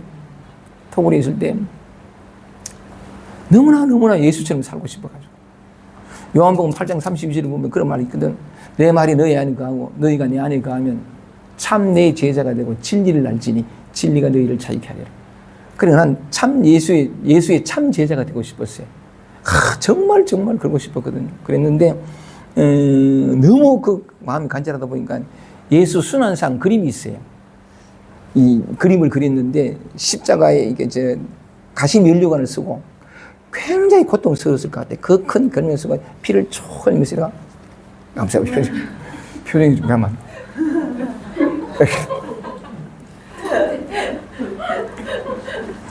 그걸 벽에 붙여놓고 그 토굴 속에 그 낡아빠진 벽지 위에다가 붙여놓고 그리고 그 밑에다 뭐라고 썼냐면 구약에 나오는 한 구절이 나오는데 그런 말이 있어요. 너희가 전심으로 나를 찾고 찾으면 나를 만나리라. 뭐에 나오는지 구약에 나오는데 너희가 전심으로 나를 찾고 찾으면 나를 만나리라. 이걸 매직으로 써가지고 그 예수 순환상 미사가 써가지고 매일 보면서 나도 당신처럼 살고 싶다. 너희가 전심으로 나를 찾고 찾으면 나를 만나리라. 내가 전심으로 당신을 찾습니다. 나를 만나 주소서. 늘 기도하고 살았거든. 사는데 어쨌든 참 그 예수 순환상 예수 십자가 지고 이게 예수는 아까 뭐냐면 2000년 전에 태어난 한 구체적인 인간이 아니에요. 예수의 실상은 지금 있잖아. 온 천지에 가득한 거 이거. 이 그리스도라고. 이 구원자 메시아거든. 근데 그가 그렇게 채찍을 받고 순환을 받았다라고 하는 것은 뭐냐면 기독교인들은 그가 채찍 받음으로 그가 피 흘림으로 내가 구원받았고 이래 되지만 피 흘리고 가시 멸련수가 그 십자가를 지는 것은 여러분이 져야 돼. 부활하기 위해서는 십자가를 져야 돼요. 십자가를 지지 않고서는 결단코 천국에 못 가. 어떤 십자가? 여러분이 못마땅한 게 있잖아. 여러분 마음속에 불안하고 이런 데가 싫어하고 밀어내는 평생 그랬던 바꾸고 고치려고 했던 그 면류관 그것과 함께 있고 그걸 밀쳐내지 않고 이런 내가 너무 싫어가 들어가려고 했던 그 나 돌이켜가지고 이 평생 꼴 보기 싫었던 이 나로 존재하는 이 아픔 이 가시 밀리는 고통 이 집 져야 돼요. 진짜 져야 돼. 그리고 이거 하나 다 안 지고 홀라당 깨달음 얻어가지고 sell라면 되는가 가보세요. 택도 없어. 세상에 공짜가 없는데 자기 영원히 해방된 그 어떤 길로 가려는데 대충 퉁치고 갈 수 있을 것 같아요? 결코 안 돼요. 근데 결코 안 된다는 건, 그 고통의 길을 가야 되나? 아니에요. 거기에 고통만 있느냐? 아니에요. 감사가 있고, 기쁨이 있고, 놀라. 정말 놀라워. 은혜로 가득 찼다고. 예수를 뭐냐면, 모세는 율법을 줬지만, 십계명을 줬지만, 예수는 뭐냐면, 은혜와 진리가 충만하더라. 그러고 있거든. 정말 충만해요. 이 상 이대로. 근데 우리는 너무나 쉽게 지도는 문화의 위험간대가 하지만 말은 잘 들어. 근데 삼적에 딱 들어가면 대번 치워버리는 기라. 편한 게 좋거든. 또 뭐냐면 또 삭 돌리는 게 뭐냐면 그래도 뭐냐면 이렇게 애를 쓰면서 수행을 하면서는 난 그래도 공부하는 사람이야. 난 그래도 아니야. 다 털어버리는 게라. 질건 안 지면서. 그러니까 뭐냐면 로마서인 그런 법인데 용서의 모양은 있지만 용서는 없고 사랑의 모양은 있지만 사랑은 없다. 친절의 모양은 있지만 친절이 없고 이런 표현이 있어요. 진짜는 공부 안 하면서 겉모습만 공부해가지고서는 퉁치고 저래 돼버리려고.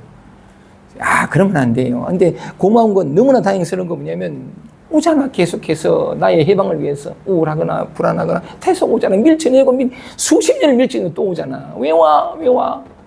마침내 이 모든 방황을 끝낸 삶을 진정한 풍요가 무엇인지를 알게 해주고 싶어서 찾아온다고. 전부 나의 구원자요. 다 메시아요. 사람의 손으로 노력하지 않고 또 사라지지 않고 사람의 손으로 얻을 필요가 없는 언제나 있어서 조금도 부족함이 없는 이게 여러분 자신이라고 지금 있는 그들의 삶. 그래서 다시 말하면 그러니까 예수는 새 계명을 주는 서로 사랑하라 그랬어요. 사랑하는데 서로 사랑하라 그러면 내가 남을 사랑하라 이래 되잖아. 아니요. 남을 사랑해야 지 내가 나를 사랑할 수 있어야 돼. 사랑이 이 안에서 꽂히면 사랑하라가 아니라 저절로 하게 돼요. 호흡처럼 쉬운 게 사랑이요. 호흡처럼 쉬운 게 보식하는 거예요. 보시지게 인욕을 지고 남을 호흡처럼 쉬운 거예요. 하라는 수행으로 되면 물론 그걸로 인해 가지고 수행하는 어떤 그런 마음도 되겠지만 근본적인 변혁이 근본적인 혁명까지 좀 이상하다. 그치 해도 괜찮지. 근본적인 구원이 내 안에서 일어나면 근데 조건이 완벽하게 갖춰져 있잖아. 탐은 취하고 버리고 가려서 택하는 것만 그만두면 쉬운 일로 가지 말고 내 영광을 탐하지 말고 썩는 음식을 위해 탐은 썩는 건 내가 수록해서 뭐 챙긴 거 얻은 거 영생할 수 전부 영생이잖아. 이거 내가 태어나서 죽을 때까지 늘 경험하는 이거 일용할 양식 이 복된 축복을 버리고 또 뭐 나름대로 가장 안전하다고 이게 가장 영원히 변치 않고 가장 흔들리지 않는 이게 내 지금 흔들리는 삶이라. 살면 이렇게 얼마나 완벽하나 빈틈없이 꽉 차 있잖아. 오직 나의 축복을 위해, 나의 누림을 위해, 나의 해방을 위해, 나의 혜택을 위해서, 나의 그 모든 목마름의 끝, 고통의 끝을 위해서 다 장착되어 있잖아. 멋있잖아요. 그래서 잠깐 우리 김경 씨가 얘기한 것처럼 나는 어떻게 있을 것 같아요. 지금도 똑같아요. 하고 있어요. 그러면서 끊임없이 솟구치는 이 은혜 속에 살고 있다고. 힘들고 아픔이 있어. 죽을 때까지 공부한다 하는 게 바로 그거라. 정말 좋지. 다시 연결했을 때, 나 이걸 얘기하고 싶었어. 사람은 다른 건 다 그만두고라도 자기 가슴 속에 있는 사랑은 만나고 가야 돼. 진짜요. 그대로 받들, 그러면 영원히 받들 구걸 안 해. 못해, 그거는. 근데 이 사랑은 저절로 흘러넘쳐가지고 아까 말씀드린 것처럼 저절로 사랑하게 돼. 근데 사랑하는데 사랑했다가 없어. 사랑하는 자도 없고, 사랑받는 자도 없고, 근데 사랑만 있어. 얼마나 감사한지 몰라요. 아무리 무거운 짐을 줘도 티끌보다 더 가벼워. 이 축복이, 그 축복을 맛보게 하고 누리게 해주고 싶어서 찾아오는 것들로 가득하다고 우리 인생은. 우리 안에서 올라온 거. 이것만 해도. 우리 바깥에 더 말할 필요 없고. 소리, 느낌, 촉감들 전부 다. 이 법계라는 얘기지. 흥분하게 안 되나, 내가? 감사합니다. 자, 마지막으로 읽겠습니다. 이게 이제 새 계명을 주노니, 이 새 계명을 주노니 가는 말을 난 이렇게 읽고 싶어요. 너 자신으로 돌아오라. 지금 여기를 살라. 그러면 저절로 사랑을 알게 된다. 사랑하라 말이 떨어지기 전에 내 삶이 사랑으로 화한다. 정말 맞아요. 이 새 계명을 주니 서로 사랑하려 그래. 이 뒤에 사도행전 보면 뭐냐면 그 교회가 생겨나면서 이런 것들이 이 참 오해의 소지가 많은데, 그러니까 물품을 각각 개인 사유소에다가 예수가 이제 죽고 난 다음에 베드로가 이제 이게 그 교회를 생성하면서 공생 공용하거든. 물품을 이제 바깥은 거 팔아가 물품을 같이 나누고 뭐 이렇게 개인 소유가 없어지는, 처음에 공동체가 이리 되거든. 이 형성이 돼요. 처음에 이제 베드로가 3,000명이 구원받고 하는 이런 때에 이제 되는 건데, 그때 뭐냐면 아나니아하고 삽비라 하는 두 부부가 있어. 부부가 있는데 자기 큰 밭을 팔아가지고 다 돈 내가지고 서로 같이 먹고 사니까. 초기 교회가 그랬던 것 같아. 그런데, 그러다 보니까 뭐냐면 이 좀 이렇게 아나니아하고 삽비라가 큰 밭을 팔아가지고 그걸 몽땅 사도 베드로한테 다 교회에 안 냈어. 조금 숨긴 게. 조금 숨겼는데 이제 베드로가 그걸 알게 된 거지. 대번 아니야. 그러니까 아나니아가 왔길래 아나니아야, 니 다 냈나? 예. 하나님의 일을 하지 않고 니 어떻게 니 사사로운 욕망에 사로잡혀 있냐 뭐 이렇게 얘기하다가 그냥 넘어지고 죽어버린 거야. 그러니까 사람들이 가가지고 설랑을 밭에 장례식 치르고 났는데 부인이 그러니까 아나니아하고 삽비라고 그 부인이 또 그 소식을 모르고 오다가 삽비라야 니 다 냈나 하더니 뭐 자세히 예, 다 냈습니다. 니도 니 남편과 똑같구나 얘기하다가 넘어져 죽어버린 거야. 이 사람이 두려워하거든. 무슨 말씀을 드리고 싶으냐면 그게 초기 교회에 있던 모습인데, 어쨌든, 방언도 터지고 해요. 초기 교회 방언 터지고. 그게 이제, 많은 병폐를 낳게 되는 어떤 그런 것이 있던데, 하여간 무슨 말씀을 드리고 싶으냐면, 계명이 되면 안 돼요. 이게. 지켜야 할 계명이 되면 내가 죽어요. 사랑은 저절로 솟구치거든요. 그 사랑을 어디서 만나냐. 아까 말씀드렸는데, 새 계명을 주노니 서로 사랑하라. 새 계명을 주노니 여러분 자신으로 돌아오. 여러분의 안에 있는 사랑. 그걸 만나려면 이놈의 사랑이 말이지, 이놈의 사랑이 이제 거울이라 보면 이 거울에 때가 많이 꼈어. 이 때가 뭐냐면 번뇌라, 번뇌. 이 번뇌가 확 꼈어. 이 번뇌를 만나야 돼. 지도는 문화의 위험 간택하라. 간택하지 않고 싫어하고 좋아하지 않으면 통행문배. 그때 사랑을 만나. 그러면 내가 풍요로워지고 내가 감사하고 내가 삶이 만족스러워져. 이 개인의 만족이 아니라 설명할 수 없는 뭐라고 표현하지 못하는 이 인간이 그러면서 저절로 사랑하게 되는, 사랑에 나누게 되는 새 계명을 주니 서로 사랑하라.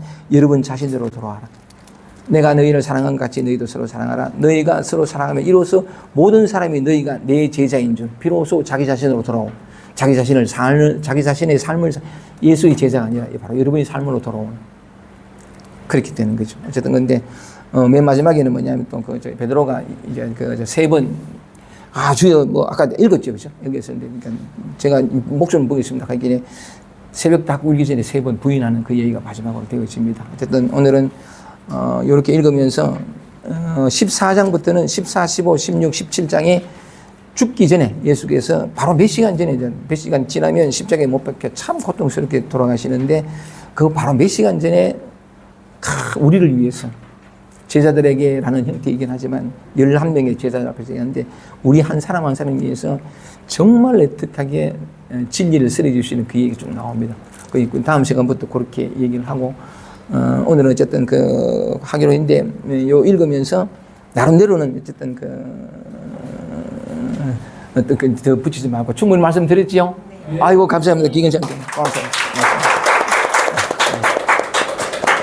편안히 쉬셨다가 또 좀 이따가 질의응답 하겠습니다.